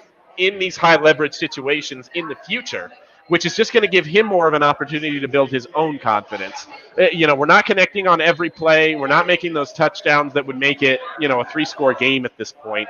But we are doing very well and showing out against a very, very tough New England defense. Broncos offense takes over, hands off the ball to Lindsey, who cuts inside, again, gains 3 or 4 yards up the middle, and that consistently has been there for the Broncos offense more often than not this afternoon. And I think that's exactly what we need. Look, there's nothing wrong with that. We have the running backs able to do it now. If you add Melvin Gordon back in there, you can only expect how, would the running game be any better? Probably a little bit, but Melvin Gordon's been holding his own Royce Freeman's been holding his own as well, you know? And I'll tell you, and Robert has a really good point here. Defense has shown up. Offense needs to get rolling. I want to see that lock swagger. I really want to see it too. And I don't want to make excuses for the young kid, but I will say when he's been off in this game, sometimes he's been off egregiously, but a couple of times he's only been off by inches on really big plays. And sometimes he hasn't been off at all, and a young receiver just doesn't help him make that play. I want to see that lock swagger too. I want to see that lock from the Texans game last year, where he was fitting balls into tight windows. He was making plays to Noah Fant. It's just, and especially because we see Justin Herbert out there for the Chargers, right? We see young quarterbacks in our division going out there and making spectacular plays basically right away. And then we compare that to our own quarterback and say he's off by this much. And I'll tell you what, when I see a quarterback who is off by the amount that Drew Lock is off, it gives me a lot of confidence. It makes me say, he is not missing this by miles. He does not look lost on this play. He does not look like he doesn't know what his read is supposed to be or where his primary receiver is supposed to be. It's just inches away, and that is going to come. When you've got receivers and quarterbacks with as little experience in game time situations as these guys have, you're going to miss by inches, right? And it's going to be really frustrating, but it's going to come. This is Drew Lock's, 8th start? Mm-hmm. 8th start, and you see how well he's playing with these guys. And 7th game that he's played past the second quarter. Yeah. Yeah. So, I mean, look, this is, when you're talking about promise and you're talking about, yes, we need to win now, and why are we only 1-3 at this point? I'm not jinxing it. And you're saying, and people are saying, like Rick and Red Cloud, we need to get Lawrence. You gotta let this guy grow. You gotta let him evolve and get that experience under their belt. And when you're seeing how close he is, there are some plays that are not his fault. You look at the one in the end zone to Okawebanam, and it was in the guy's hands. It was in and out of his hands. This is such a young team. Could Noah Fant made that catch? Yeah, probably. But there's so much he can do. But even then, this is only his 8th game. We cannot start from scratch again. There's no need for us to start from scratch again unless Drew Lock completely bombs the rest of the season. Then maybe there's a conversation. But right now, it's his 2nd year. It's his first full season. Even then, he's missed 2 or 3 games. And we got to keep this momentum going. Yeah, so absolutely. And 18-3 going to the 4th quarter is phenomenal. And 2nd and 7 deep in Patriots territory. And we'll see what the Broncos can conjure up on offense this time. Drew Lock under center. Fakes the hand. Nope. Now gives the handoff to Lindsey. Oof, not a good play that time. Loses a few yards, unfortunately. It looks like 3rd and 10 from the Patriots 40 after that one. they were able to get that pressure inside, really bring that and bring Lindsay down behind the line of scrimmage, unfortunately. But see, this is what I'm talking about is, yeah, we need to keep running the clock down, but we have to keep moving the chains as well. And there's Absolutely. something they've done, and I can't figure out whether they're just bringing more pressure down the middle or something to expect that run, and they're stopping it cold almost. And so They've how are adjusted. we going to move the chains? They've adjusted well, but we need to do something in return, because otherwise, while it is 18-3, that could close very quickly if we're not careful. Absolutely. Lock back to pass in a shotgun. Throws it deep. Has a man downfield. Deshaun Hamilton bounces off his hands. Clean defense. No flag there. Absolutely. No, absolutely. Good defense by number 24, Gilmore, there on the Patriots. But I think Hamilton needs to catch this ball. Yeah, Yep, absolutely. it hit him in the It hit him hand. right in the hands. Well thrown ball by Drew Lock, and Hamilton just drops it. It bounces literally right off of his chest, and that's one that Hamilton has to have every single time. Gilmore almost gets a hand on it, and maybe that distracts Hamilton at the very, very end. But you see Drew Lock there puzzled. How did he not have that? But that's another example of Drew Lock did exactly what he was supposed to do. Hit He the ball. can't- Yeah. Put it. You can't throw a better ball than that. And that was good coverage. Yeah. He put the ball exactly where it needed to be. As the Punt up. Broncos have to punt down inside the 10 to the 7-yard line for the Patriots. Well punted. I don't know. Is that the first punt for the Broncos offense? Yeah. Maybe second punt, but you have yeah. not seen the punting team for the Broncos that much this game, which is encouraging. You wish the scoreboard reflected a little more than 6 field goals, but the Broncos offense showing enough so far this game, and it's just another one of those things where it's going to come back on Lock, that incompletion. It's going to show up on his stats, but he hit the receiver exactly where that ball was supposed to be, and the receiver just did not come in with it. And one of those things where like Robert said, if we had no players on IR, we'd be 4-0. If that was Cortland Sutton on the receiving side of that, I think that would be a completion. Check down, quick pass by Cam Newton, getting about 7 yards there. He did have pressure coming down on him again. But so you look at what the Patriots done to adjust, and they've moved to a lot more quick passes, and they've shut down our run game. So what are we doing on our side?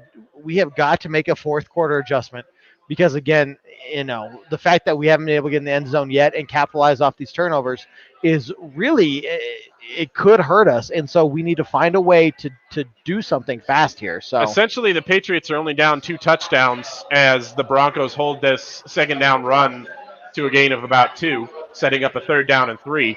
But the Patriots are only down 2 touchdowns with essentially an entire fourth quarter. 13 minutes to go in the fourth quarter to go. They're showing some highlights from the Philadelphia Ravens game here, and if you're a Lamar Jackson fantasy owner like I am, you're enjoying that highlight.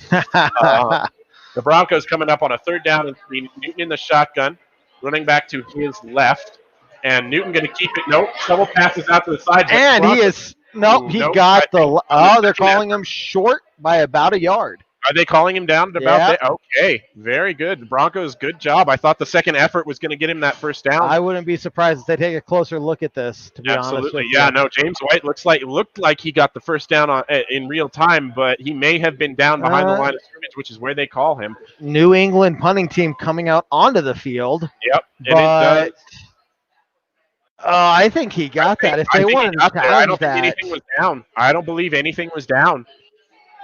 Waiting to see if they throw the flag. Does not look like he's planning on it. Looks like they're about to punt it.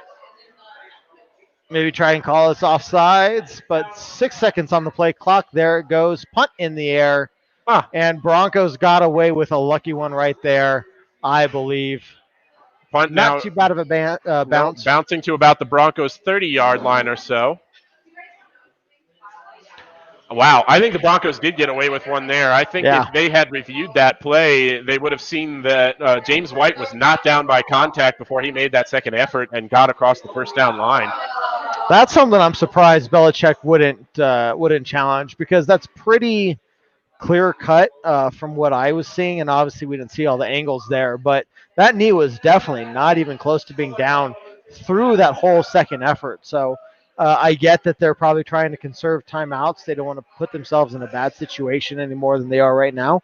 But that's something that could have easily, given that first down and kept the chains moving. But now the Broncos have it on our own 30-yard line. And here we are again with the offense coming out and trying to make something happen. We got some awesome people here. Aaron, DJ has been watching for a while now, both from Nebraska and Barb from Indiana. So we got listeners from across the country, which is phenomenal. You guys are all awesome. Fantastic. Really, really excited to have you guys here with us throughout this whole game. You guys have been commenting. DJ, Barb has been here. Red Cloud has been here. It's wonderful to have you guys here. And as we come out this offensive drive for the Broncos, what do you expect to see them do differently, if anything? Do you expect them to try to keep taking shots?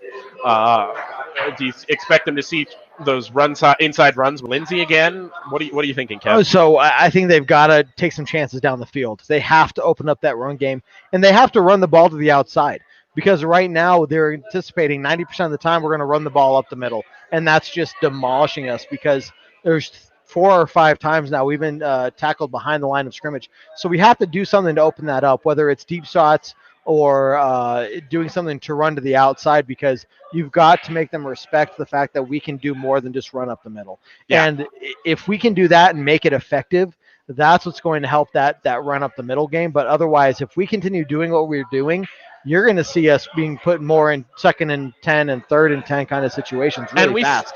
We still have not seen the Broncos' short and intermediate passing game come into play that much this game. Even in the second half, when you thought maybe those passes short of the sticks, get the ball out quickly kind of plays, you'd think maybe we'd see that a little more. It just has not happened. Jared asked, are we better than the Patriots even with all our injuries? What I would say right now, considering what we've seen, is our defense is better than the Patriots offense right now. Yep. That's what I would say we've got going on. And we'll see what the Broncos offense can conjure up from the Patriots 30-yard line. 1st and 10, lock under center, Freeman to his left, takes the shotgun snap, looking to throw, gets into can't quite connect with Judy over the middle, throws a little bit over Judy's head in the middle. That one sailed on lock a little bit, I think. Definitely looking for a flag there, I think, at some point. Didn't quite work out for him.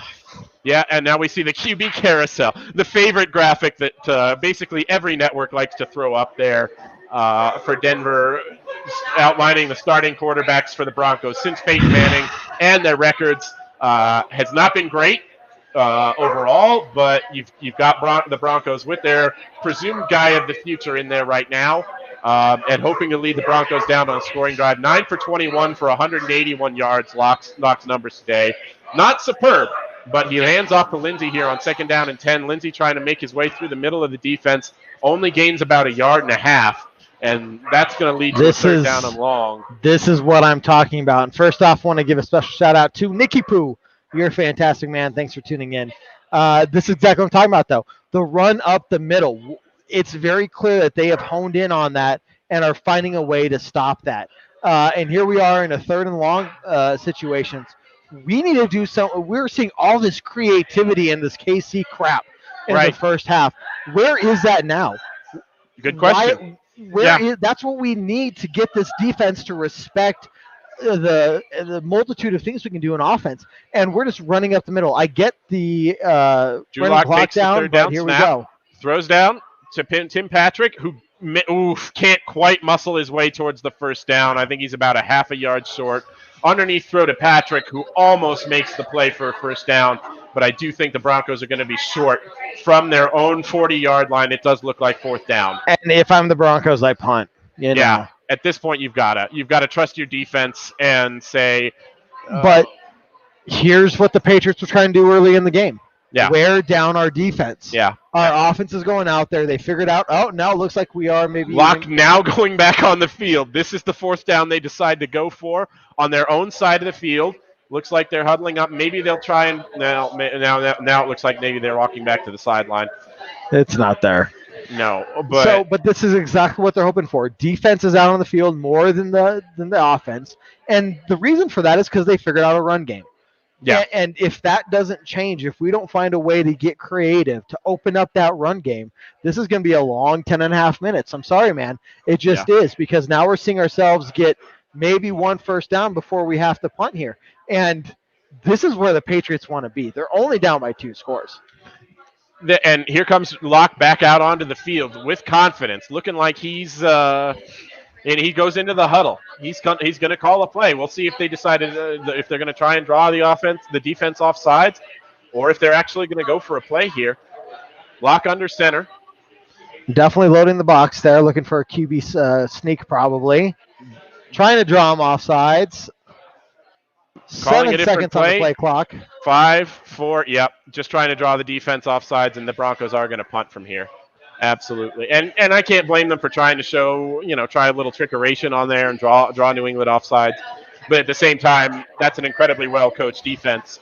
If anybody is going to... we do have a flag for... It's going to be delay a game. It's a delay of game against the Broncos. I thought we had used a timeout. No. So, okay. No, they decided to leave the timeout on the field. I didn't see that. They give the punter a little more room there. But, I can't blame them for trying to draw the defense off sides. But a well-coached defense like New England, you can't really count on that to work. You can expect that they're going to maintain their discipline and not take the bait.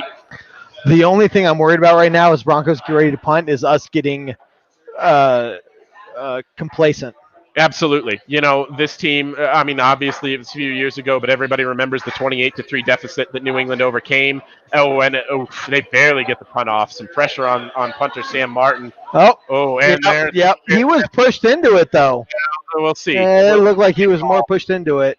Yeah, we'll see what they call it. Looked like fair catch interference there committed by the Broncos coverage team. Which would be a huge penalty. That would be it really looked like he was pushed into it. We'll see, but that doesn't seem right because...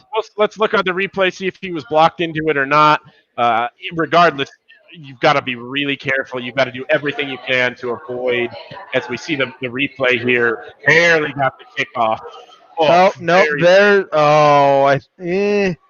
don't think that's the penalty. No, there's no hit on the punter right there. I think it's but I don't. Yeah, it's kick catch interference there, and I don't think he was. Did he call for the fair catch? He didn't call for the fair catch, but you still got to give him a chance to make that catch there. And I think number 37, PJ Locke, one of the backup safeties, gets a little bit too eager there to make contact with the receiver. You've got to give him a chance to catch the ball, even if he doesn't call for a fair catch. And I don't think that Locke. I don't like it.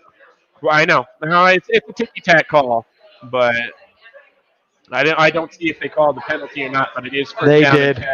All right, first down and 10 from the 35-yard line of the Patriots. Shotgun snap to Newton, looking back to throw. Got a wide-open receiver, number 10, Bird, there past the 50-yard line to the Broncos 47. First down and 10, Patriots. Michael Ojemudia in coverage there, but first down Patriots there. And now this is where you've got to kind of keep it going, and as the Patriots go no huddle. Shotgun snap to Newton coming up here. Looks to throw again. Pressure coming, and he escapes the pressure, and he is loose. He's up at the 30, up at the 20, that looks like at the 10, and Cam Newton going to be out at maybe the 5 or 6 And this yard is line. what I was talking about. Yeah, in 2 plays. It's the hurry up offense, the no huddle offense. Yep. The Broncos, the defense there looks like the pass rush is slow. You know, just a step slow, but it was that's all you one need. step enough. Absolutely, with an athletic quarterback like Cam Newton, and he is able to take that ball all the way down to the 7-yard line. There is a flag on the play. I wouldn't be surprised if it holding. It looked like there might have been some, but against who, I'm not sure. That's a good question. Get the play here or the call. There is no foul. It looks like I read from the referee's lips, and so we are onwards. And it will be first and goal for the Patriots from the 7-yard line. They might have been looking at the helmet there a little bit. May have, the flag. Yeah, but not enough contact there to draw a flag from Justin Simmons. And so we look at first down and goal. And if the Patriots punch this in for a touchdown, you're looking at a whole new game, Kevin. And this is what we're talking about. So let's see what our defense does here. Probably expecting the run, but I would not be surprised if there's a fake and a pass. But And it is a run, but covered up well by the defense. Tackled for a 1 yard gain by Josie Jewell at the 7-yard line. So it'll be second down and goal for the Patriots. They tried an option run there. Looks like Cam Newton tried to hold the ball until the very last moment, but neither option, either the outside run or the inside quarterback run, was going to be open for them. Well played by the defense. second and goal from the 7-yard line. Look what they're doing here. Empty set. There run. he is. This is exactly what I was talking about. Once you get in that 10-yard area to the end zone, you've got to be ready for that. They did bring him down at the goal line pretty much. Cam runs it right through the A gap for a gain of about 5 yards up to the 1 yard line, and they're going no huddle. You can expect the QB sneak here. It looks like he's got it. Yep, second effort. Second effort looks like he did get that ball in. It looked like he was able to extend the ball across they are calling it third down and goal, but it looked to me like Cam was able to get the ball across the line of the goal line and score a touchdown. We'll see. Here comes the replay. You can't see it there. No, first effort is stymied. There it is. That's a touchdown. That is a touchdown for the Patriots. If they review that play, there's no chance that this won't be called a touchdown for the Patriots. It was there. It was there. So there we right there with you, man. We can agree on that. and this one is going to be reviewed, and I would be absolutely shocked if they do not call this a touchdown for the Patriots. There's no way they couldn't. So that's a good challenge by Bill Belichick. Now, David, this is what we were talking about, man. Plenty of time. Broncos do have, the option to put some more points on the board, but sorry, they figured out our offense. Yeah, and so the Broncos now have to do whatever they can to keep the ball. And whether that's different kind of runs, different passes, less deep shots and more passes underneath, you've got to keep the offense on the field as much as possible. You're not going to be able to keep the offense on the field if you run up the middle. True.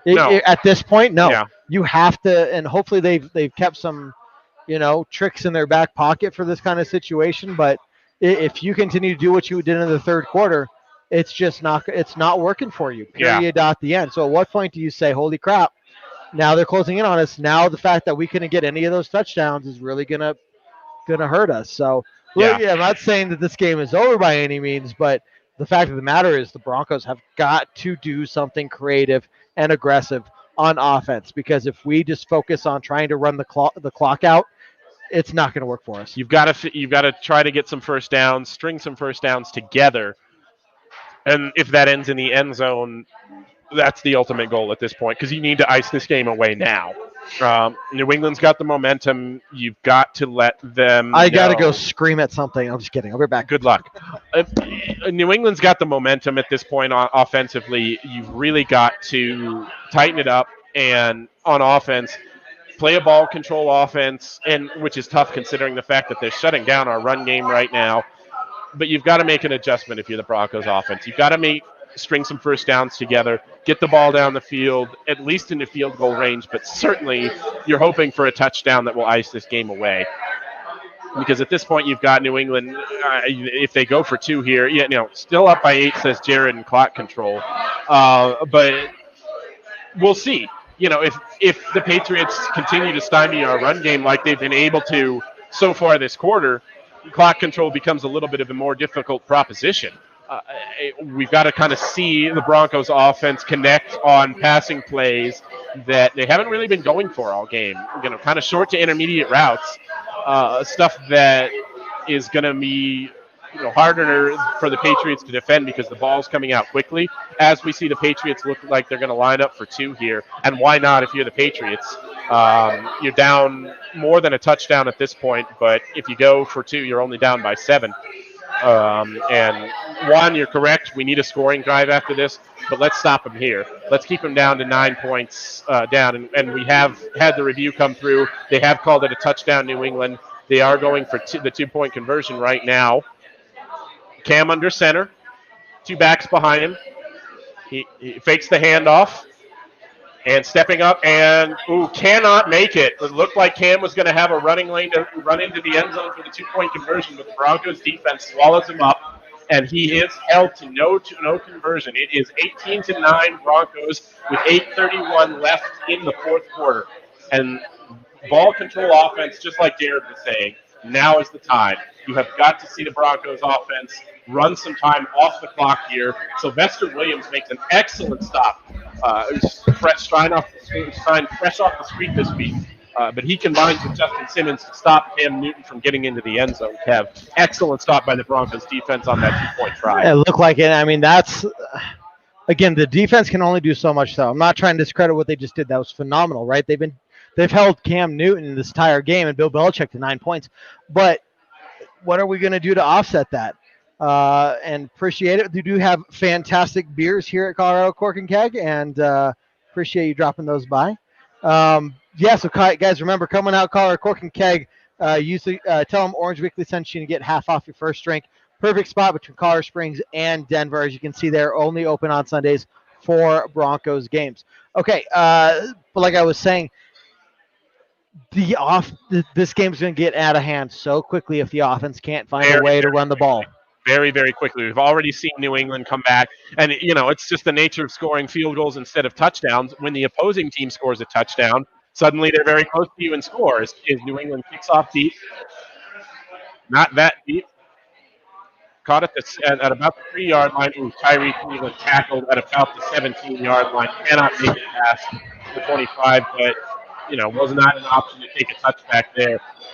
Broncos blocking there kind of let down, I think, their runner there. But the Broncos offense coming out from about the 17-yard line with a chance to ice this game away or put New England in a really good chance to come back here. Well, it is a 2-possession game right now since they failed on a 2-point conversion. 9 points behind. But if you want to solidify this game, you get the touchdown. Absolutely. If you need to salt this game away, which you do, you get the touchdown. Locked under center. Van Etten comes in motion. Hand off to Lindsey, who runs right up the middle. There we go. Gains about 9 yards. Well blocked there by the Broncos offense. And the Broncos gain 9. 2nd down and 1 coming up. Locked 10 for 22 for 189 yards here. Not the numbers, again, that we expect from a young quarterback who you would say this was a successful game for him. Right. Not the kind of numbers you would expect from a Justin Herbert type. But Locke doing enough to keep his team in a position to win this game late with 7 minutes, 51 seconds and counting. 2nd and 1 coming up for the Broncos offense.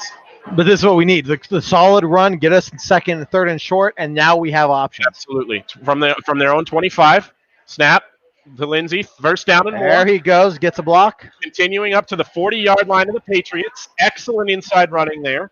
And we talked about this. The Patriots really been able to stifle that inside run for much of the 3rd quarter. But here in the 4th quarter, now Philip Lindsay, 22 rushes, 104 rushing yards. Can't tell if they're just doing some blocking up front a little differently or what, but that's what we were expecting to see in the whole 3rd quarter. That's what we saw in the whole 1st half, right? Yeah, absolutely. But I'm not sure what they have done differently. But now the run is working, and look, you killed another minute or more, and he has more than 100 rushing yards today, it looks like. Absolutely. Lock under center again, Lindsey behind him. Another handoff to Lindsey, running to the right side. Can't quite get back to the line this time. Still for about a loss of 1 from the New England side. Not a great run play from the Broncos offense there. But you can see them trying to run the time off the clock with now 6 minutes, 35 seconds when we started this drive almost 2.5 minutes ago. You do see 7-11 from the Broncos now. Probably going to see a situation where we have to throw, at least to get to the, we want to keep the ball in bounds, throw it maybe in the middle of the field, get a few yards, set up a 3rd and manageable, or even a 1st down here. Yeah, no, we got to find a way to move the chains, right? 6-10 is good, but we got Drew Lock under center, Royce Freeman in the backfield. Oh, terrible snap. Fumbled snap from Drew Lock to Lloyd Cushenberry to Drew Lock. Lock recovers it, but again loses another yard just recovering that ball, and now we're maybe at 3rd and 11, 3rd and 12. Clock continues to run, but this is not the way that you wanted this offensive drive to go for the Broncos. You really wanted to see a little bit more than a fumbled snap on that one. That's a rough one. Hard to see on that replay who you can put that mishandled snap on. But either way, not what you want to see as 3rd and 11 comes up. Drew Lock in the shotgun, yeah. Looks like Jake Butt comes in motion from right to left across the formation. Lock back to throw. Throws the ball, and that's intercepted. Oh, that is a bad throw. That did not go well for the Broncos, the offense there. Looked like Locke and the receiver confused on what the route was.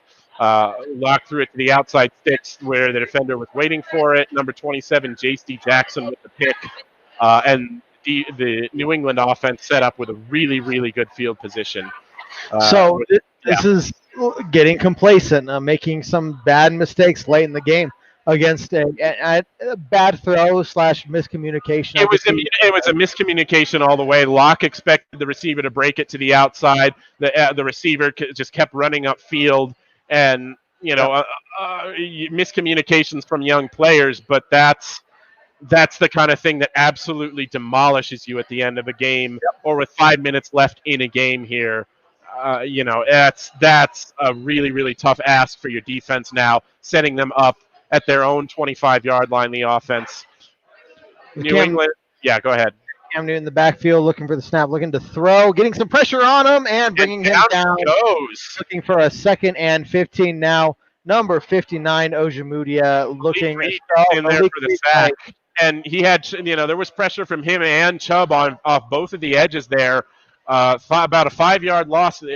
Cam able to step up in the pocket and mitigate the loss a little bit there, but still excellent play from the Broncos defense to respond. They are not looking like they're slowing up at all, and that's great to see. But it comes back to the offense. So let's see what they can do. If they can hold them here, 2nd and 15, the Patriots have some work to do in the backfield. Cam Newton hiking the ball, looking again to throw, check down throw, tackle line scrimmage, looking the Broncos had that sniffed out.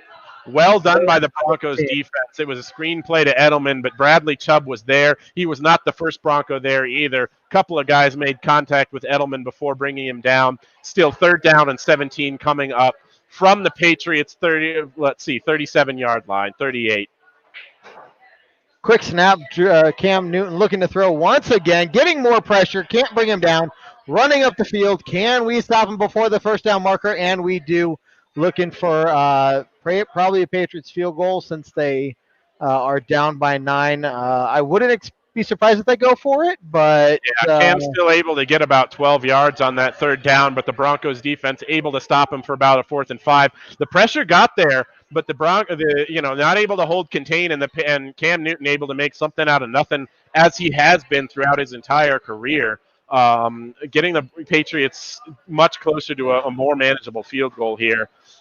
A 38-yard attempt for the Patriots. Snap, hold, kick is down, and it is good. Now here we are, 3:23, New England with 2 timeouts left.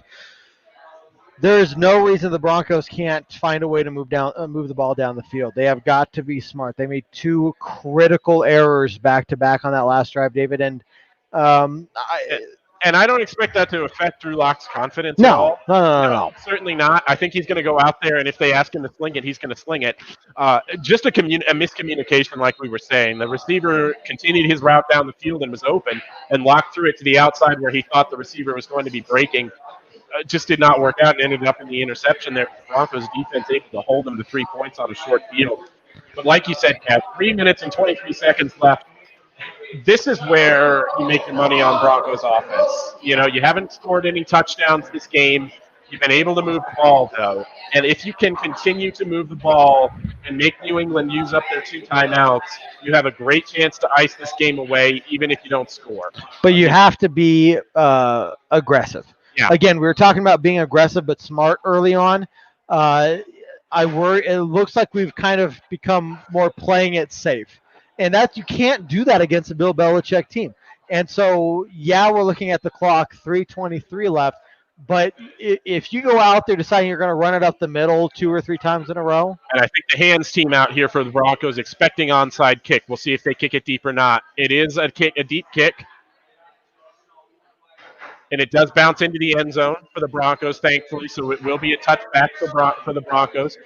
Well planned on their part to Good expect catch. the onside kick there, but the Patriots do kick it deep, and the Broncos do get the ball back at their own 25. So, like we were saying, the aggressiveness has got to stay. Yeah. The run game is not doing as well as it was before. Obviously, you hope that you're not going to see any more of those just big mistakes that we just made. But you got to take chances. You got to push the ball down the field, because otherwise you're going to give the Patriots way too much time to do their thing. So, And Locke coming out in the shotgun with Philip Lindsay to his left. 3 receiver set. Takes the snap, looks to throw. The ball comes out.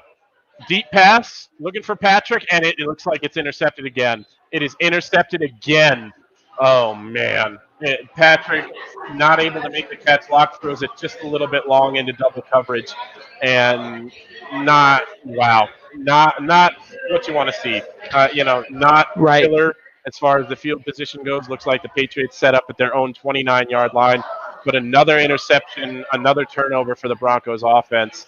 And Locke taking chances down the field off the hand of Patrick and into the hands of Jones, number 31 for the Patriots. But this is the Broncos giving the game away right now.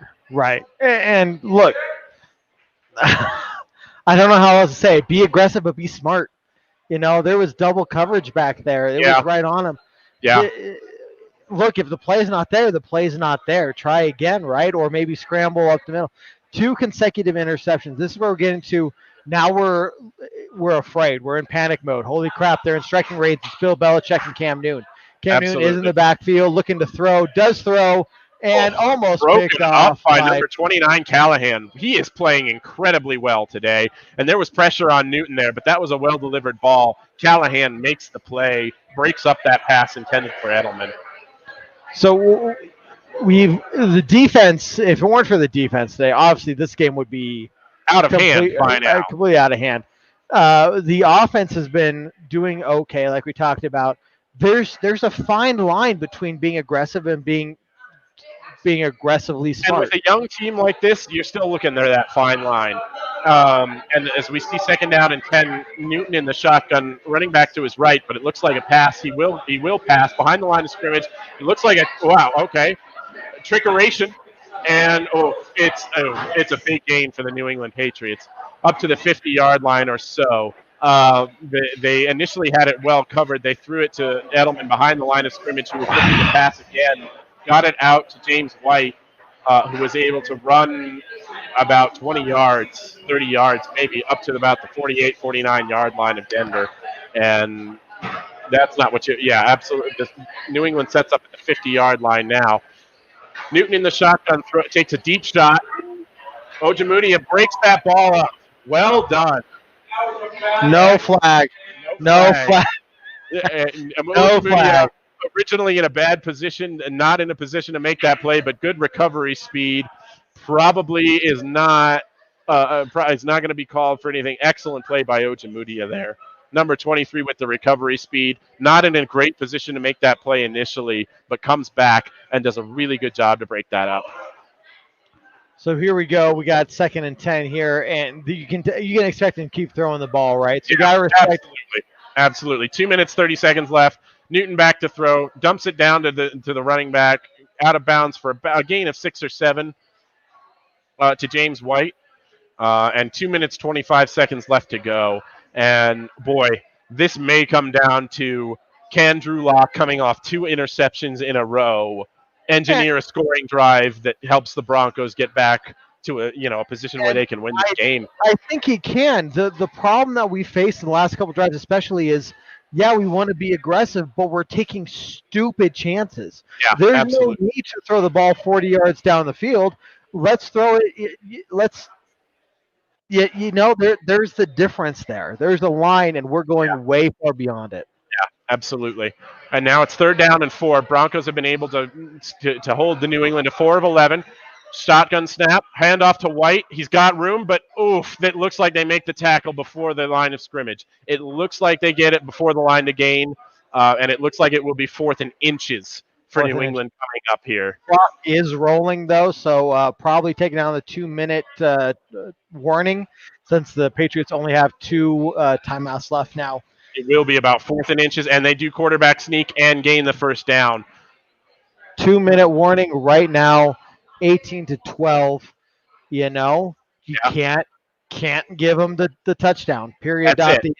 If you hold them to a field goal here, you're in excellent position to win this game. If you allow them to score a touchdown, I don't know that the offense has it within them to go down and answer at this point because it's 18-12. If New England scores a touchdown here, let's go worst case scenario and say they score a touchdown and a 2-point conversion here. At that point, you're down 20-18, right? You might as well just go for the kick and be down 20-7, be up 19-18 if you're the Patriots. You don't gain anything by going for 2 there, right? So if you're 19-18, do you trust this Broncos offense to drive into field goal range with maybe a minute to go? We got the timeouts to do it.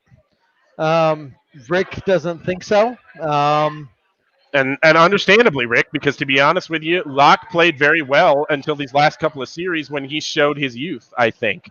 Throwing into coverages that he should not be throwing into and putting his team in a bad position. They've played well between the 20s all game long before this quarter, so that at least gives you maybe a little bit of hope, but Locke has not shown in this quarter, but he's been able to show that killer instinct and close this team out. This is the learning point for Drew Lock. Yeah. Just because the play is dialed up to be, open up have those long, deep pass opportunities doesn't mean you need to take them. True. The plays have not been there. It has been double coverage. Okay, the one was miscommunication. I get that. That one I can forgive. The other one, I get you want to move the ball downfield and you want to be aggressive, and I appreciate them being aggressive. But there's a level of Drew Lock needing to be smart about it and saying, is that worth taking? Especially with pressure in his face. And you've got to see, with pressure in your face and with your primary receiver there downfield covered up double, you can't throw that ball. That is a never throw kind of ball. Yeah. And it is going to be on Drew Lock. If the New England Patriots convert into a scoring drive here, you've got to show that you can come out and win a game for your team after making mistakes like that. And when we're talking about growing pains, right, Rick, you're exactly right. This is a growing pain kind of moment. Yeah, absolutely. Why are it's you think about a quarterback who's been around 10 years, yeah, you'd be hammering him for that. Us, it's like that is absolutely stupid. But he's going to look back at that tape and he's going to say, yeah, why the hell did I do that? Yeah. Yeah, absolutely. And this is a really, really pivotal couple of plays here for the Broncos defense / offense if they get the ball back. Oof. 2 minutes left, 18-12, Broncos on top. Patriots taking over from the 38-yard line, 1st and 10, looking to see what KevDan does. Extra pressure coming, and well played by the Broncos. And I'll tell you what, that is an excellent open field tackle by Kareem Jackson on James White. If he doesn't make that tackle, he's gone. White has 20 to 30 yards to run there. So well done by Kareem Jackson to get him down behind the line of scrimmage for a 2nd down and 13 play. Now, interesting thing here, they're letting the clock run down, coming up on a minute 35.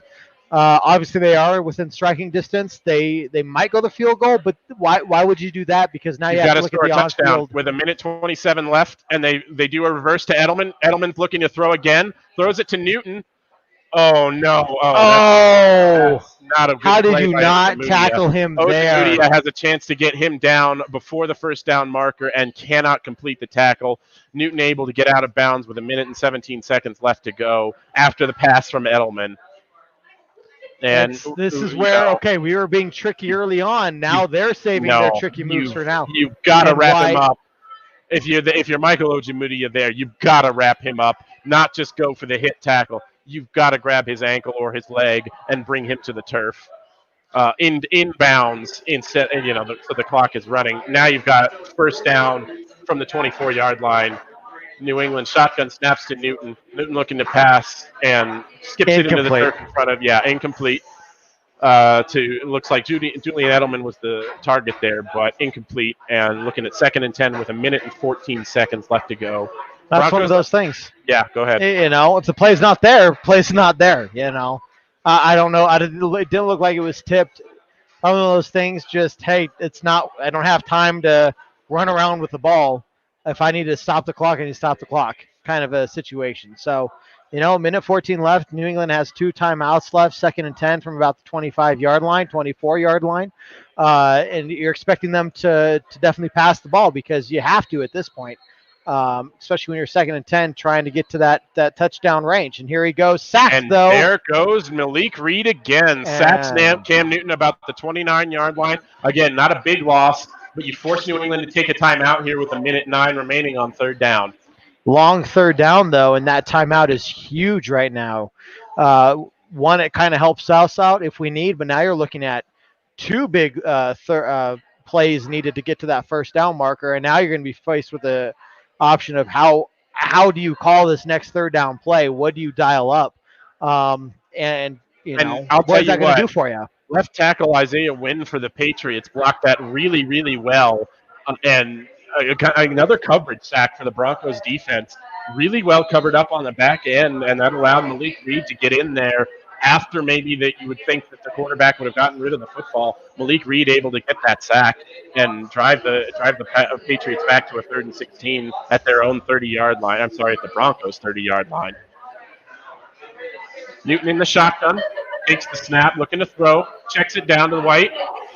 White not going to get to the 1st down. 4th down coming up, 4th down and a little bit longer than you want if you're the Patriots offense. Well, now, and I think everybody understands this, but the option, David, what would you do? Go for the field goal and get the onside kick? You go for it. No, you go for it if you're the Patriots.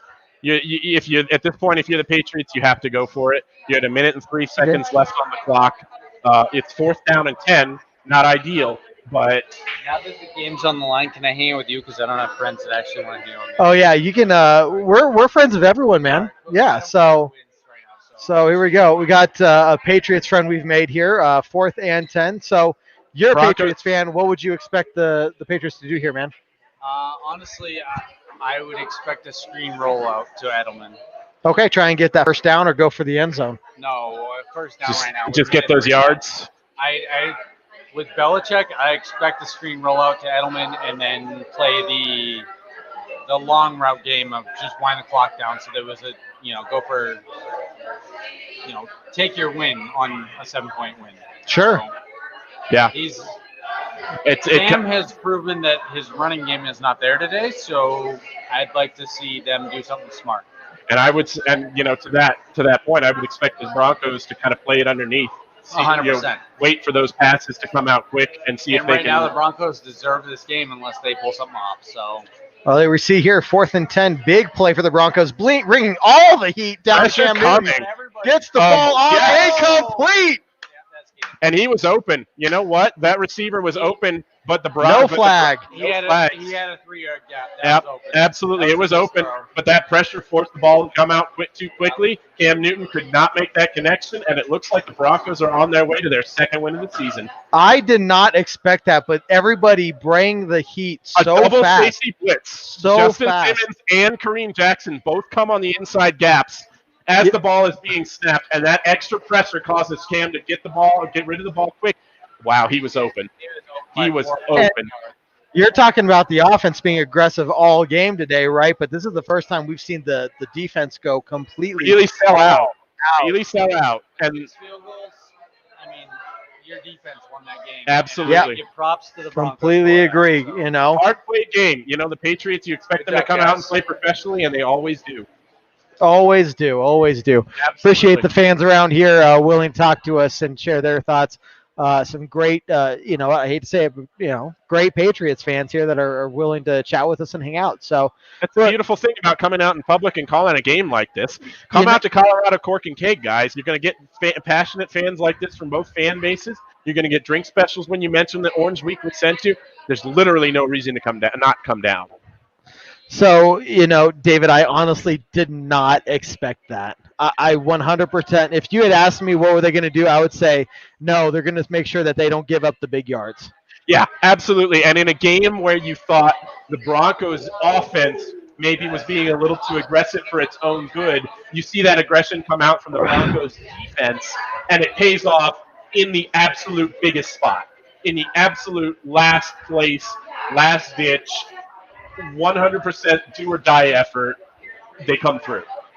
And here we go with the final victory formation. New England out of timeouts, 23 seconds left on the clock. And we will hike the ball and put this one to bed. Broncos going 2-3 on the season, along with New England 2-3. So Listen, here we go. If you're Drew Lock, this is not, and you look at this box score, this is not what you wanted of yourself. This is not what you expected in a winning effort to say, I did this and our team won because of X, Y, and Z that I did. And, frankly, we did not win because of what Drew Lock did. We almost lost because of what Drew Lock did. But Drew Lock kept this offense in a position to continue scoring points when we needed them the most. And that's one thing that I think should really go in his favor as we go forward.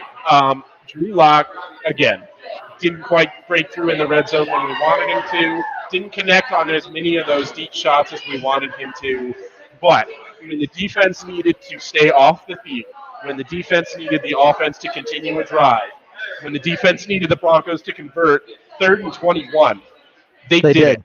They did it.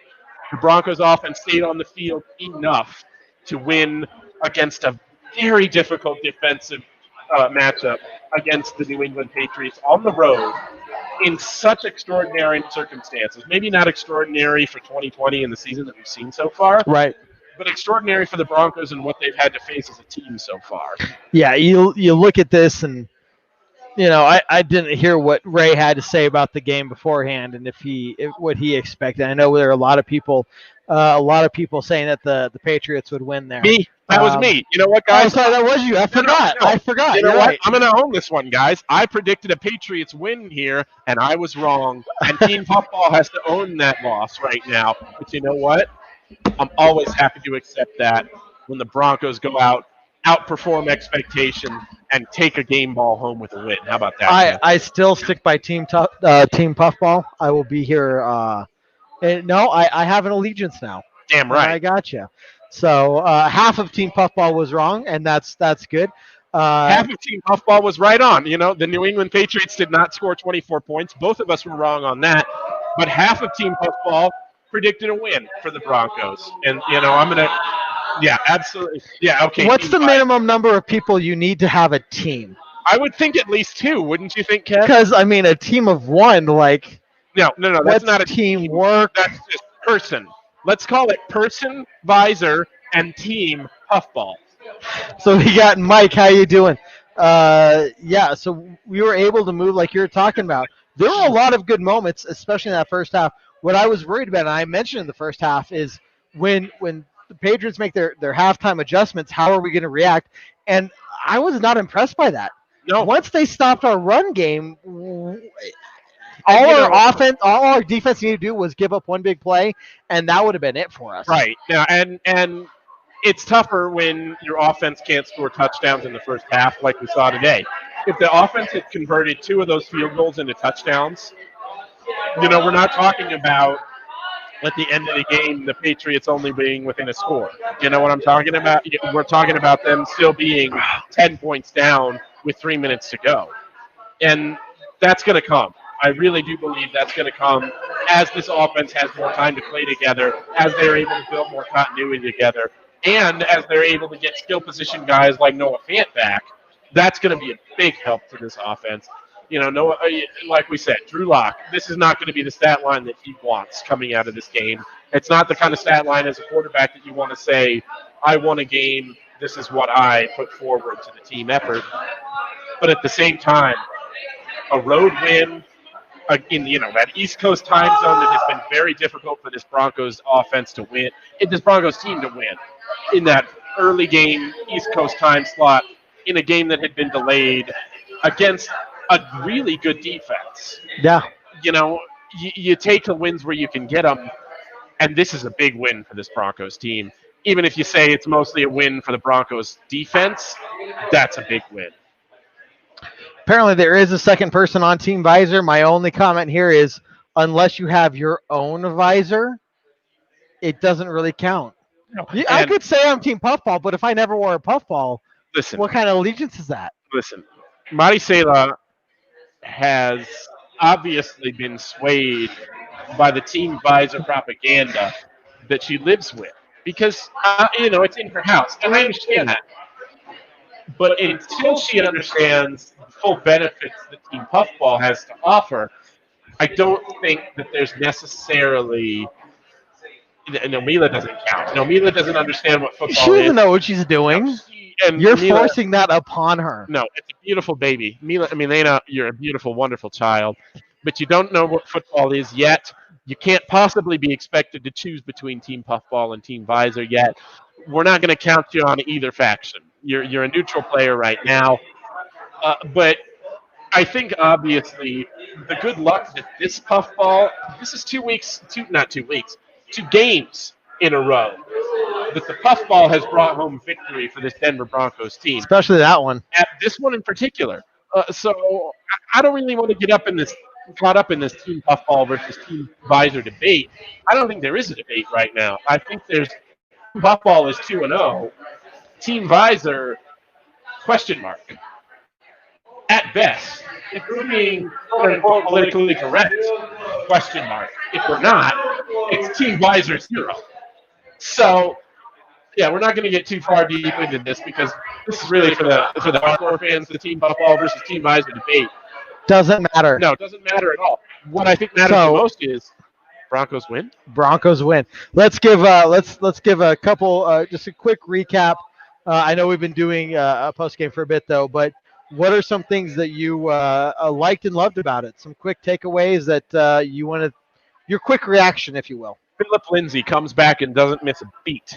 Over 100 rushing yards and doesn't quite get that touchdown.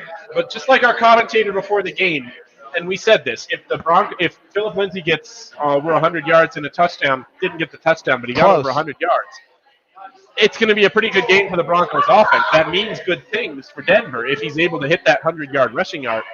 And he did. And it did mean good things for the Broncos offense. For Drew Lock, a game you can build on. Not perfect. 2 interceptions in the fourth quarter. God, don't do that again. If you want to lead your team to wins, you cannot throw 2 interceptions in the fourth quarter. Yeah. I don't care who you're playing. The Giants. If you throw 2 fourth quarter interceptions against the Giants this year, you're going to have a hard time winning that game. So things to clean up for Drew Lock. Also plays to build on for Drew Lock. Plenty of good stuff that you can say. I love that. That was an excellent play. Let's see more of that going forward from Drew Lock. So on offense, stuff to never do again and stuff to do a lot more often. On defense, wow. What an excellent effort. Well-coached team comes out there. Doesn't matter what limitations they have. Doesn't matter the players that were on the field. They limit the New England offense. They stop what they wanted to do the best. And the secondary things that New England was going to count on in case the first thing they wanted to do was stop, also not really successful. So well played game from the defensive side of the ball. From offense, stuff to build on. What I'm looking forward to, and everyone, we're going to break this down a whole lot more. We just really quickly, Monday night, Orange Weekly After Dark, 9 p.m. Mountain Time. We got our post-game podcast, iTunes, Spotify, Google Play. Wherever you listen to your podcasts, we're there. Tuesday night, our flagship show, Bourbon Broncos No BS, 7 p.m. Mountain Time. We got our pre-game podcast. We got Ragers who will break down all the Broncos betting lines for that upcoming game on Saturdays. Give us that like, give us that follow, give us that rating, iTunes, Spotify, Google Play, wherever you listen to. That means the world to us. We appreciate all of you tuning in. We're going to be here for just a few more minutes, but again, we're at Castle Rock, Colorado Cork and Keg in Castle Rock. Fantastic place, as you can see. Fantastic feel to the place. Great people, great fans. Even if they're not Broncos fans, just a good time. And again, thank you to our sponsor, Castle. I need a drink.